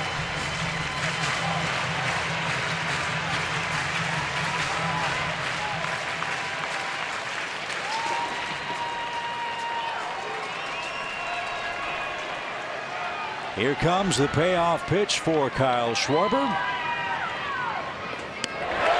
And a new set of strikes for Rhys Hoskins. Schwarber walks for the 2nd time. Let's see what Hoskins and Jansen have done. Phillies are going to pinch run here. And now this is another interesting dilemma for Kenley Jansen. He does not hold runners well. And Dalton Guthrie will pinch run. He's a very fast runner. Let's see how quickly he gets in motion against the Braves closer.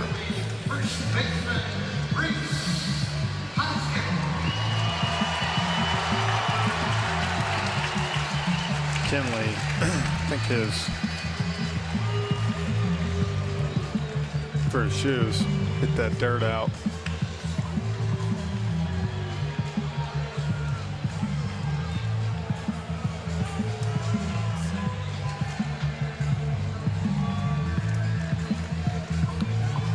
Well, Hoskins, as we know, is a very patient hitter. He will take a lot of pitches. Let's see how patient he is with Guthrie at first. Then you've got Bryce Harper, and Harper and Jansen has not been a favorable matchup for the Braves. A 2-out walk. Guthrie at first. He's got a big lead. He's going on the first move. Pitch a strike. Throw to second is a strike, but it's going to be late, and Guthrie held the bag.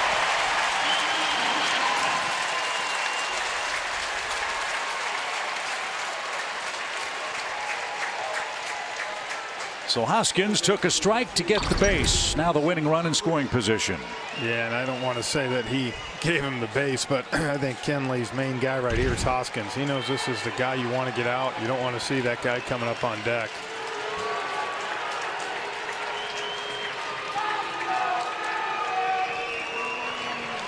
Guthrie's first stolen base.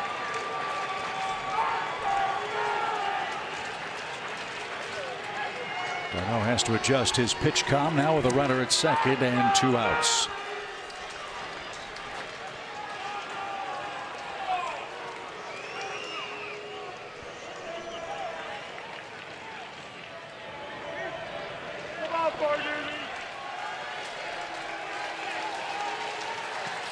Three good outfield arms for Atlanta. Remember, though, the outfield very slick with the 2-hour rain delay.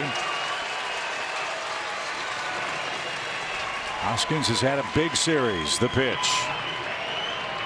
High fly ball toward right center. Ronald glides back. He's under it. He's got it. And we're going to the 10th inning. What a game. Braves 6, Phillies 6.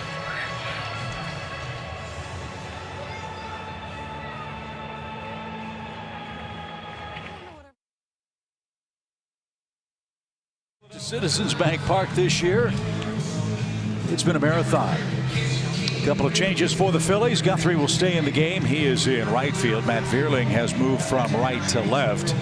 And Zach Eflin is going to come on and pitch for the Phillies. A former starter, Jeff, who's turning into a very nice weapon for multiple innings in relief. Well, he's one of those guys with his stuff. He's able to come in and kind of do this. Wasn't going to be healthy enough to get all the way back stretched out. So you can see they brought him back out of the pen. And so far, it's kind of worked out pretty well for him. So he was kind of the next man up out of this pen. We'll see what happens. So if you don't remember the extra inning rules for Major League Baseball, the man that made the last out in the 9th inning was Austin Riley. He is placed at second base. And Eflin will face Darno, Olsen, and Contreras. Braves this year in extra innings are 5 and 6. Always feel like you need to get at least 2 when you're on the road. Right. Let's see if Atlanta can do that. As Eflin goes to work and misses outside. JT Realmuto remains in the game. He's behind the plate. Keep that in mind in case you think about liberties on the base paths.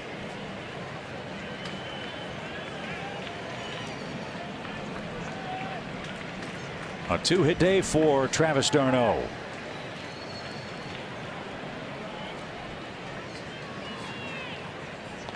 Good rip at that and fouled it straight back.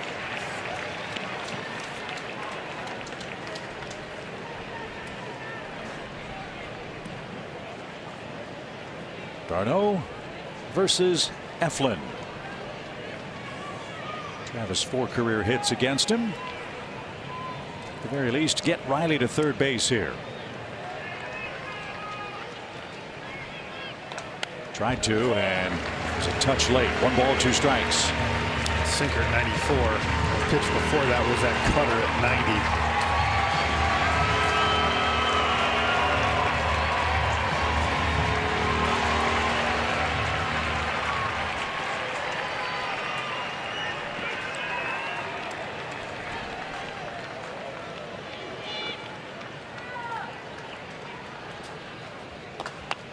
Wow, what a great job to stay alive by d'Arnaud. That ball was almost by him. And somehow he got enough to foul it away. He keeps the count 1-2.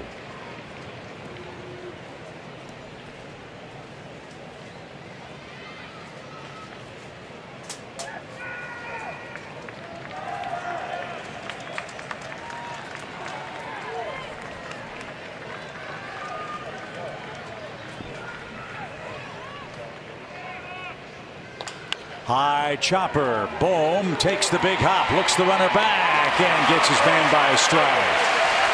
It's a real good play by Alec Bohm at third base. d'Arnaud is the first out.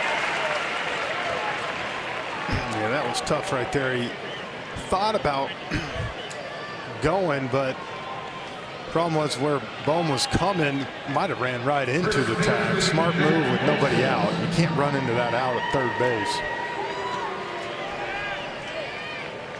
So now Matt Olson's turn to hit. Matt had an RBI double in the first. He's 1 for 4 this evening.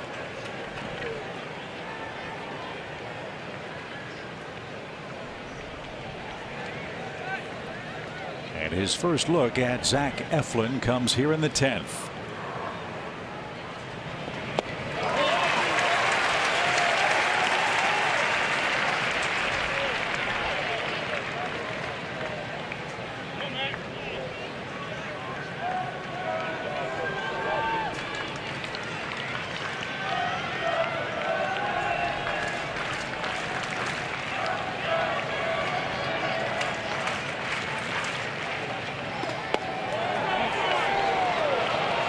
Hit the glove, but the glove was off the plate. It's 1-1. That has a lot of room between Bohm and Bryson Stott, the Phillies shortstop. Stott playing behind Riley, trying to keep him a step closer in case of a base hit from Olson.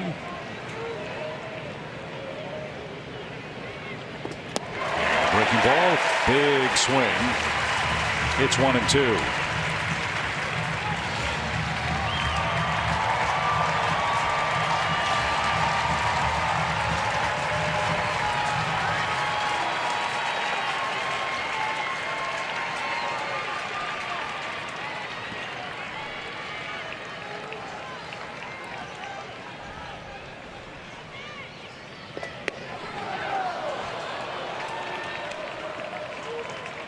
Well, I think he's got two options here. He can either go back with that fastball kind of up running away, or he's going to throw that curveball.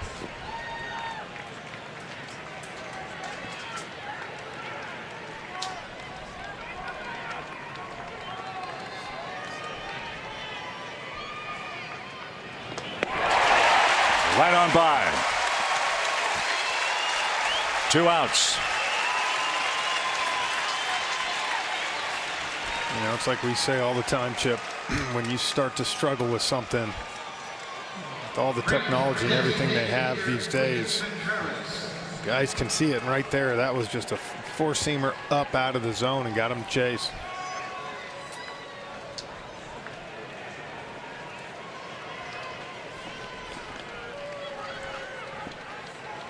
So here's Contreras. Braves have scored all their runs with 2 outs. Can he rescue us in the 10th?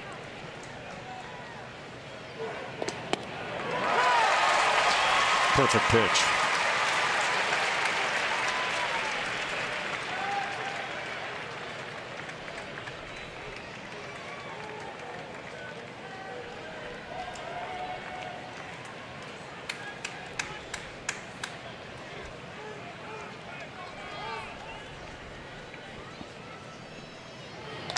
On the ground, Stott backhanded stab from the cut of the grass. His throw on the money. And that will send us to the bottom of the 10th inning. Ghost runner on for the Phillies. Harper, Bohm, and Segura coming up.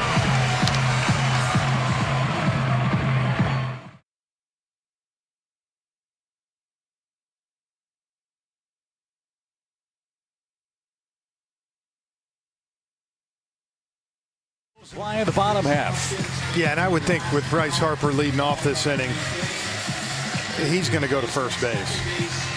And that's not an altogether unsound strategy because, again, Alec Bohm, as good a year as he's having, he leads their team in double play balls. He's wrapped into 16 of them. As Jackson Stevens warms up, he's yet to give up an earned run in 4 games against the Phillies this year. Rhys Hoskins will be the runner placed at second. Harper is on deck. And then Alec Bohm will be scheduled. Looks like Yairo Munoz is going to be the ghost runner instead of Hoskins. Get some speed out there at second. Well, if this game rolls along for a few more frames, you get Hoskins out of the game. That's not a bad thing. You got Schwarber out of the game. But I have a feeling they're thinking about winning this thing right here. So as Jackson Stevens finishes the warm-ups, Bryce Harper Makes his way to first base. He is intentionally walked, and it's 1st and 2nd. And nobody out for Bohm. This is the risk reward you take with Bohm. He can hit the ball on the ground, but against the Braves, he's hit the ball everywhere. 2 more hits against us today, 2 more RBIs. And with a faster runner than Hoskins at second, a base hit might end this game. Let's hope it doesn't come to that. See, they're gonna pointing out to Ronald out in right field. Outfield's got to come in a little bit. You got to be able to give yourself a chance to throw a guy out on a base hit. Atlanta did that in the 5th inning. That was a hugely important play to cut off Gene Segura, who's lurking as well. On deck, first one from Jackson. Big swing and a miss. Strike 1.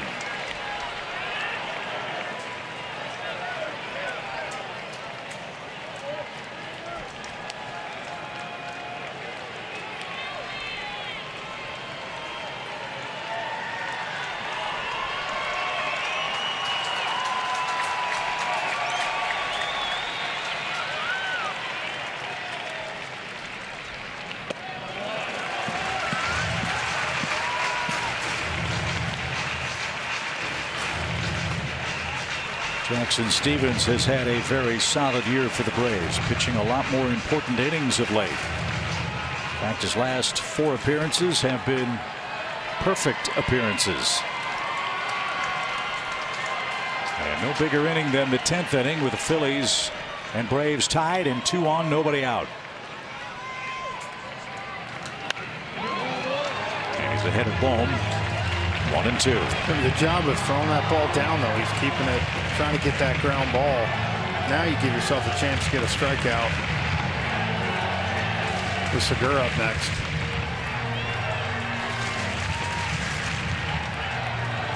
Andrew Bellotti getting ready in the Phillies bullpen. We hope to see him in the 11th.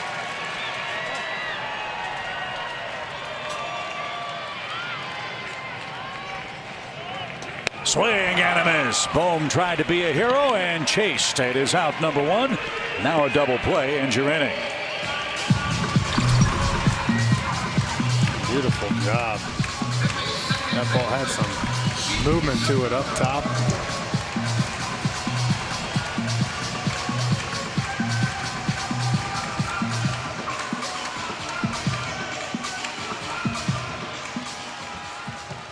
So Gene Segura, the hitter. Segura hitting to an 8th inning double play. He's got an 0-for on the afternoon.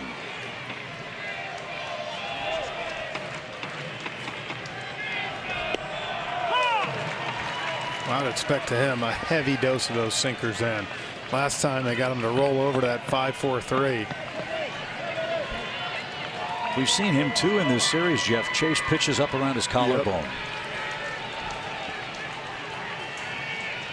Let's see what Stevens can get here with a 1-strike pitch. Broken bat. Riley handles that. Steps on the bag for 1. Long throw and not in time. Another quarter step, and Austin might have caught that on the fly. It was ruled no catch at third. You saw him looking in at Snit, though. I wonder if he's, or he just couldn't tell if that hit or not. Ooh.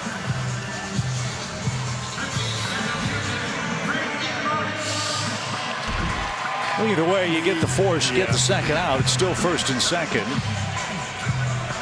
As Segura is at first on the force play. Munoz is retired 5 unassisted. Now Bryce Harper at second. Segura at first. For Marsh, who's 3 for his last 3. Don't want the Atlanta native to hurt his hometown team here. And up and away, 1 ball, no strikes.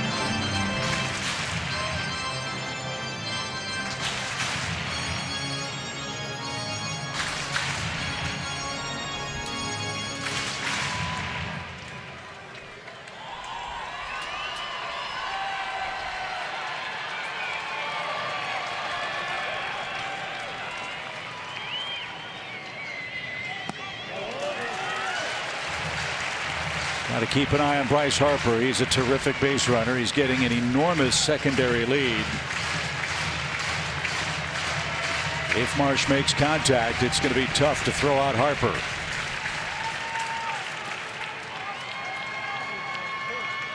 Two balls, no strikes.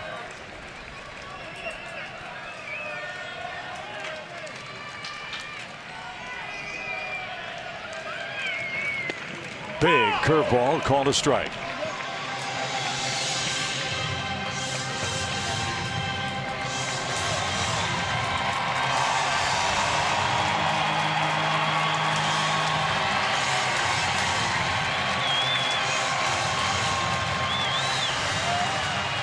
Our game began at 1.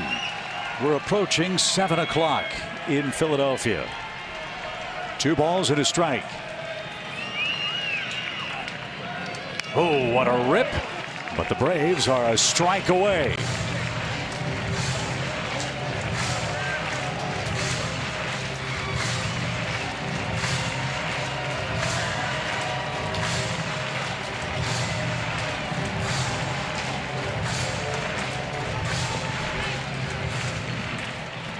What's he throwing here?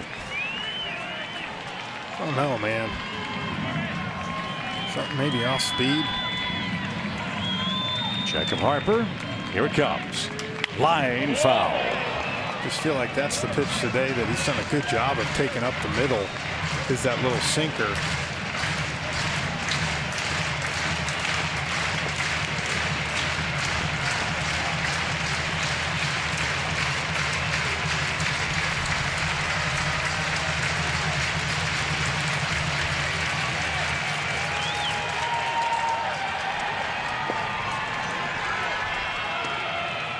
Stevens has a 2-2 count on Brandon Marsh.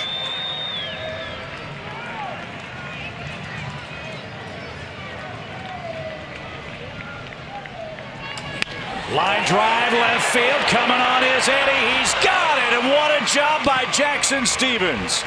2 on, nobody out, and the Braves force an 11th inning. Unbelievable work from the big burly right-hander Jackson Stevens.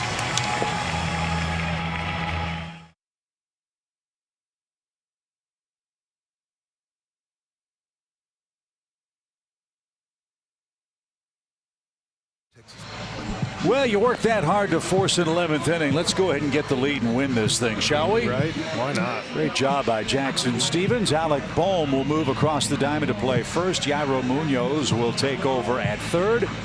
And this is Andrew Bellotti. He is now the 6th Phillies relief pitcher to work in Game 4. Again, William Contreras will be the ghost runner for the Braves in the 11th inning. And now it's Rosario, Acuna, and Arcia coming up. And now the Braves will make a change themselves. It won't be Contreras. It'll be Guillermo Heredia pinch running. Both teams are emptying the bench in this game. Not leaving anything to chance.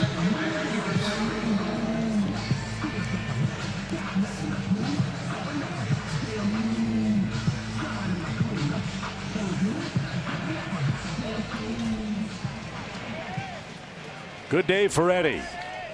He's been on base 3 times, twice with hits, once with a walk. He has scored 2 of the Braves' 6 runs.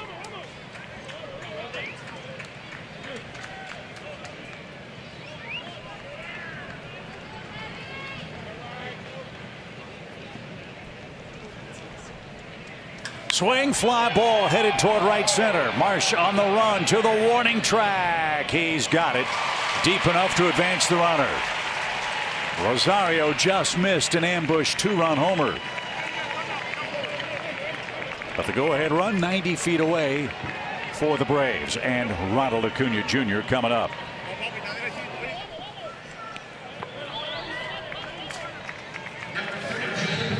The Phillies walked Ronald intentionally in the 8th inning. Yeah, don't have that luxury this time. You're not going to put the other run on too.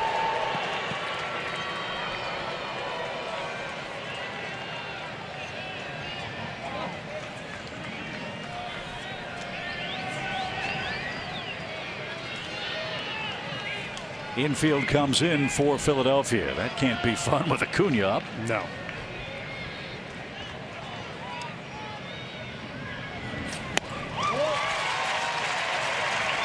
Looked like the back felt pretty good with that swing. He turned it loose. Strike one. Yeah, we'll take another fly ball just like Eddie just said. Put it in play.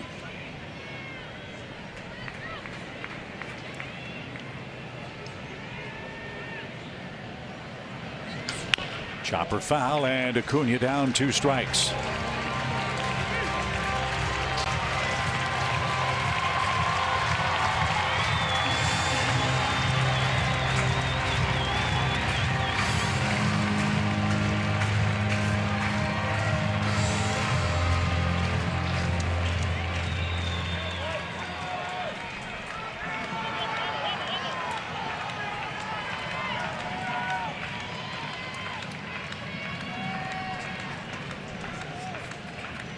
Bellotti comes set, stares down Heredia at third, and his 0-2 pitch. Line drive into center, and the Braves have the lead. An 0-2 count. Ronald Acuna Jr. brings home Heredia, and the Braves are back in front. Well, beautiful job of simplifying the swing right here, cutting down on it. Knowing really all you got to do is put something to the outfield right here with Heredia on third. You can see he was trying to go up on Ronald, which is probably the right place to go. Fortunately for him, he missed it down the middle, and Ronald just serves it in the center. Give the Braves the lead.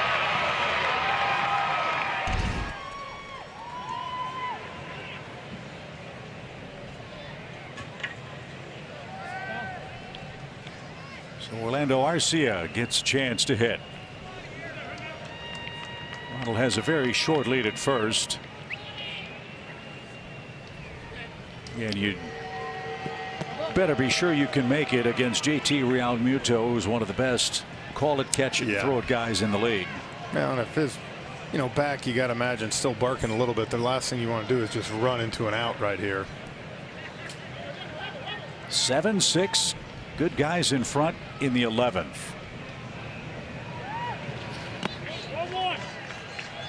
There's a long way to go in this game. You win this. This is another one of those circle the calendar days as you head into Washington for a series starting tomorrow. The Mets are blasting Oakland 13-1 in the 9th. 1 ball, no strikes.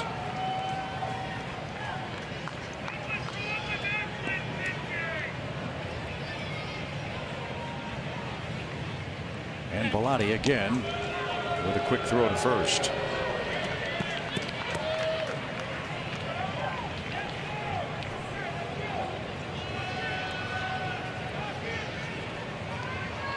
And Acuna RBI single on a 2-strike count.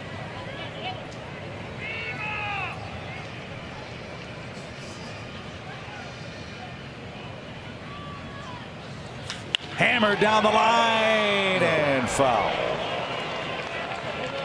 Good thing Jackie got out of the way. The Phillies ball girl, that ball was chasing her. It's coming in hot.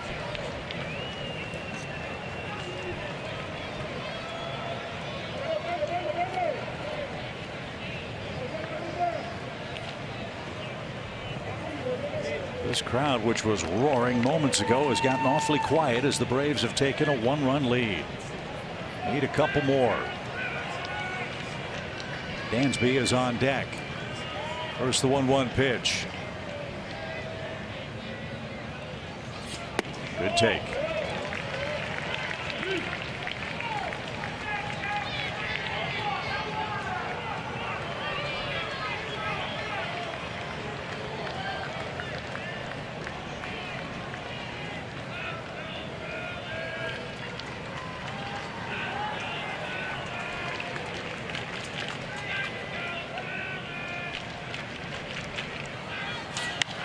Popped it up. Arcia missed his pitch, and Segura drifts out, backpedaling now, puts the squeeze on it. And there's the second out. Dansby Swanson is coming up.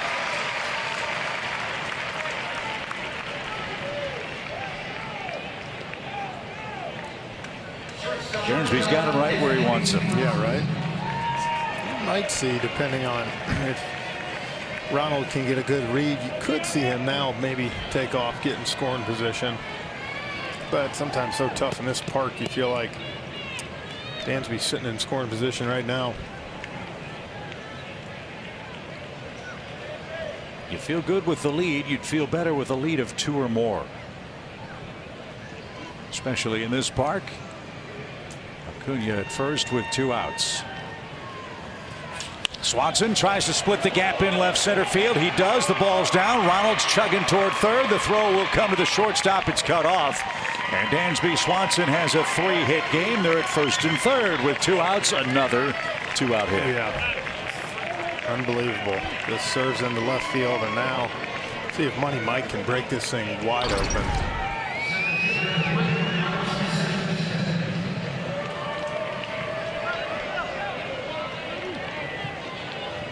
Michael walked, stole a base, and scored in the first. He walked in the 9th inning and was thrown out trying to steal. Here's another spot where just a little bitty base hit extends your lead. Braves fans try to chop and chant their way to victory in the 11th. They've out-hit the Phillies 10-9.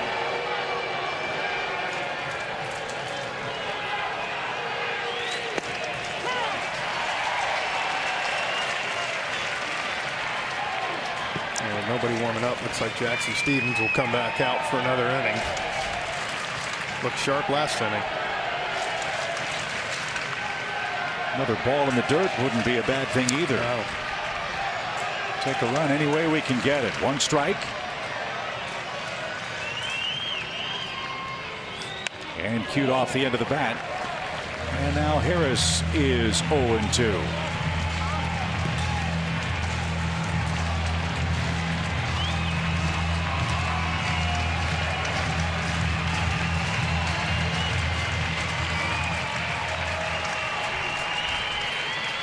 Two strikes, 2 outs. Here's where the magic happens for the Braves.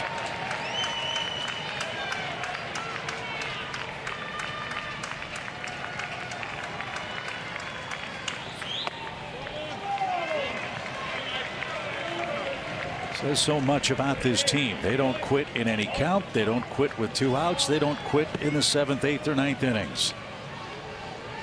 And they certainly didn't quit after surrendering the lead in the 5th inning and enduring a 2+ hour rain delay. Yeah.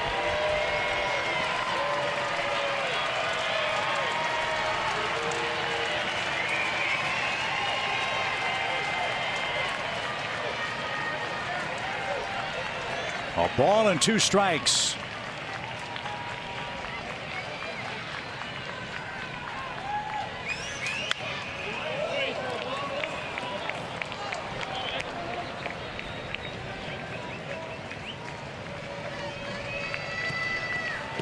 Ryan Snitker hoping Money Mike can make it rain here in the 11th. Yeah, especially in this type of game right now. Boy, you can get this run right here. 2-run leads. Huge.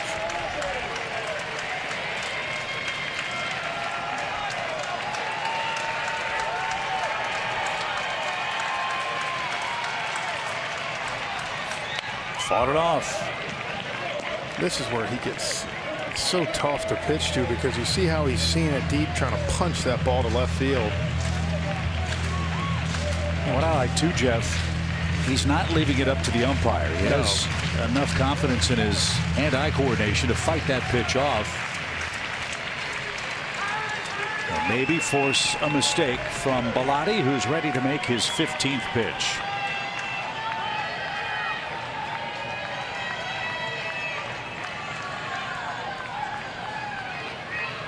And here it is. Line drive, right field, base hit. Harris comes through. 2 strike, 2-out magic. It's a 2-run lead.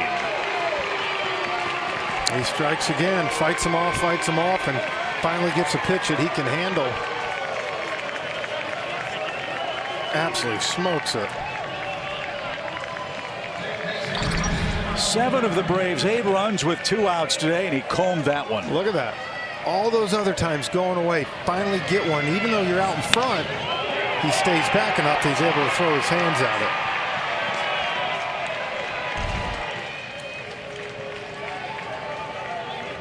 What a game for Harris.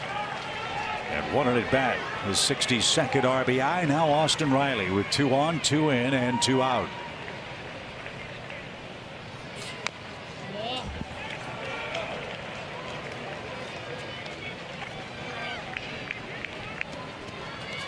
This trade of the Braves will come in big time handy come playoff time.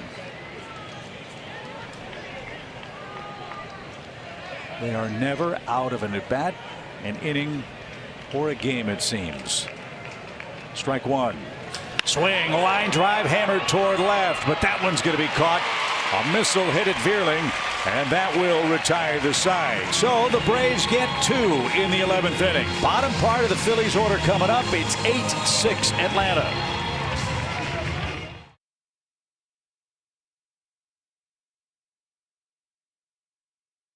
And send us to the 11th, where Atlanta's offense has now given him a 2-run lead with the 7, 8, 9 hitters coming up, Jeff, for the Phillies.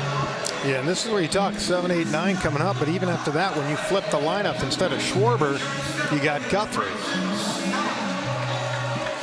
So we'll see right here. But, you know, right here, you'll trade an out all day long for getting the guy over a run. You can give up 1. Just get 3.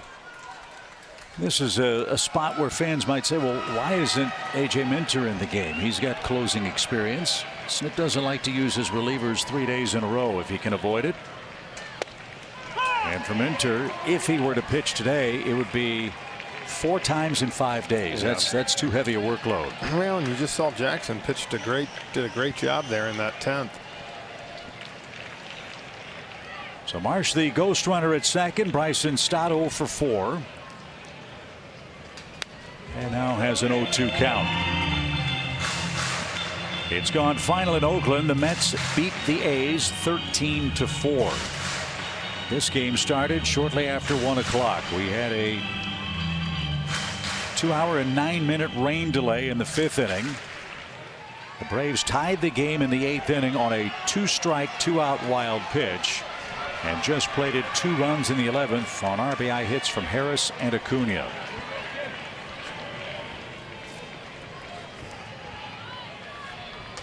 Way high. 1 ball, 2 strikes. Stott, Veerling, and Realmuto, I believe, are the hitters coming up for the Phillies.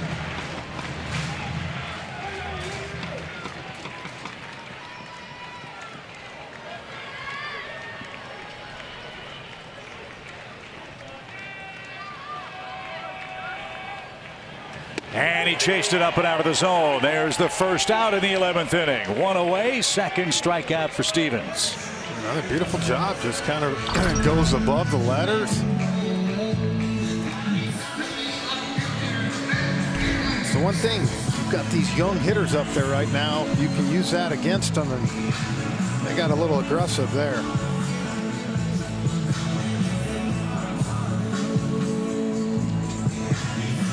Veerling is 0 for 4 today.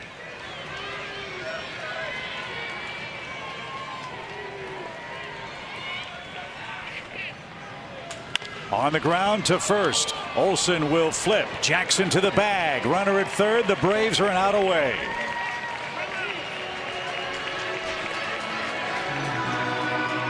Oh, great job again. You don't care about him getting them over right there.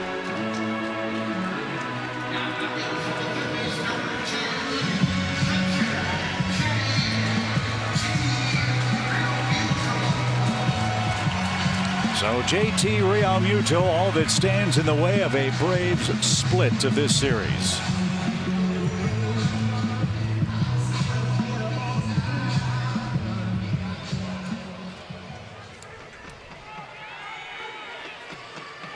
JT's first at bat came in the 9th. He struck out. That came against Kenley Jansen. Jackson Stevens, the 5th Braves reliever to pitch today. Strike one.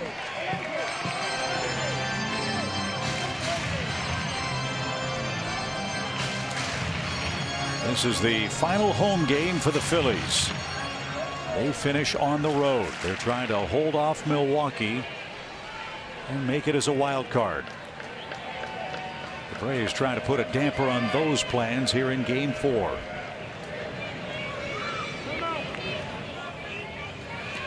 Atlanta still trying to catch the Mets.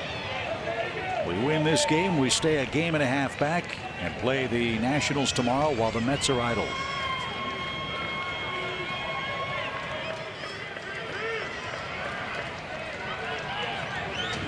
And now we're a strike away.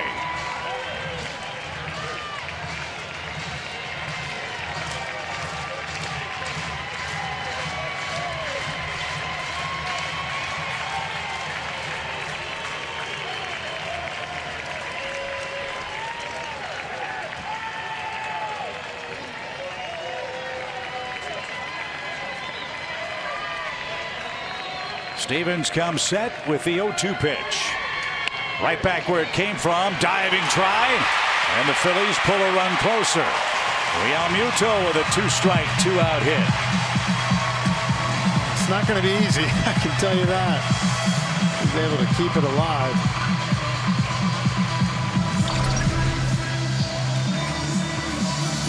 Looks like they're going to bring back Guthrie. Ball just right up the middle.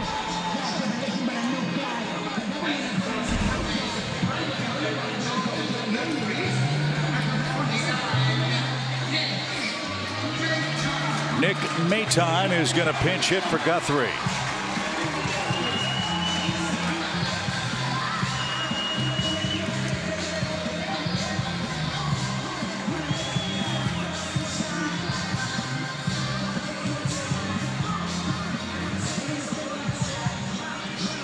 Maton has started 19 times for the Phillies.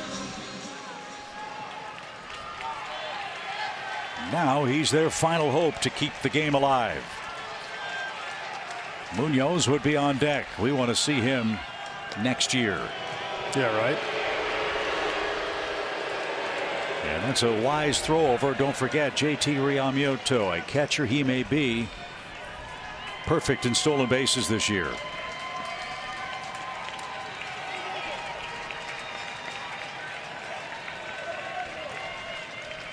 He's got a good lead. Big breaking ball of beauty. Strike one.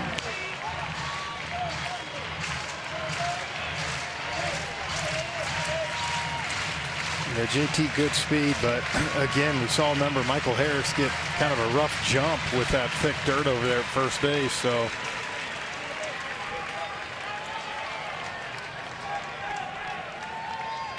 nothing in one. Ooh, tantalizing pitch. Even count. Don't want to fiddle around too much here because Bryce Harper is lurking in the hole for the Phillies. And you see the importance of getting 2 runs in extra innings on the road. Exactly why.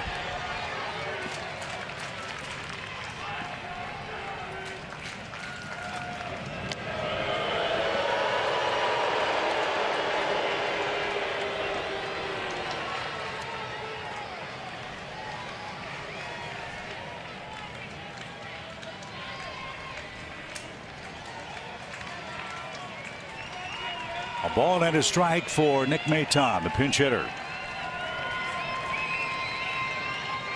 Realmuto not going. Pitch hammered way out in front. And again, Atlanta is a strike away from a 1-run win. Well, might have to wait a long time, so let's wait, get one more pitch and get out of here with a win.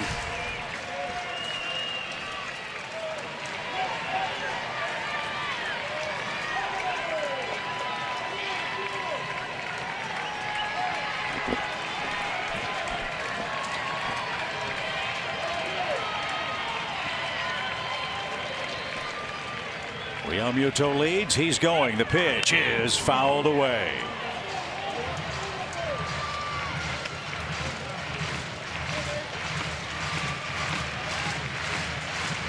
Jeff, I know they say the 27th out is the hardest one to get. Today it's the 33rd. Right? What a game.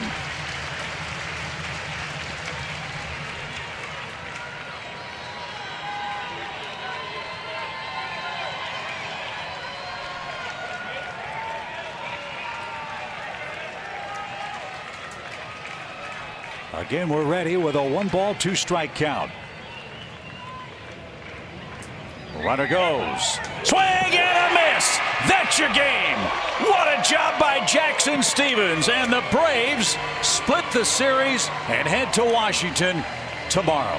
Tell you what, when we restarted this game with, 2 outs in the bottom of the 5th, I said, now that it's a bullpen game, I said, this kind of tips to me in the favor of the Braves. And at the end of the day, Braves bullpen, what a job.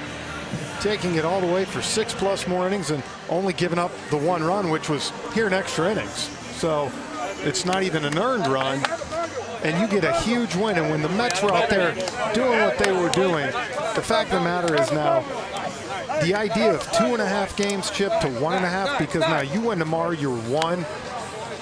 And you really like where you're headed, especially with the Nats. Huge win. Huge. Game and a half deficit for the Braves with 9 to play. As you said, you win tomorrow, you're a game back with an 8-game shootout and 3 coming up with the Mets in Atlanta. You talk about team wins. That was the ultimate one. Absolutely. What a game. Let's go get on a train. Let's go.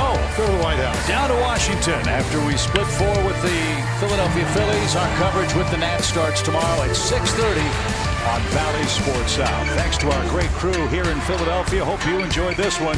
We sure did. A lot of fun at Citizens Bank Park. And we want to send special thanks to Phil Barker. Great job back in Atlanta as the Braves win at 8-7 your final.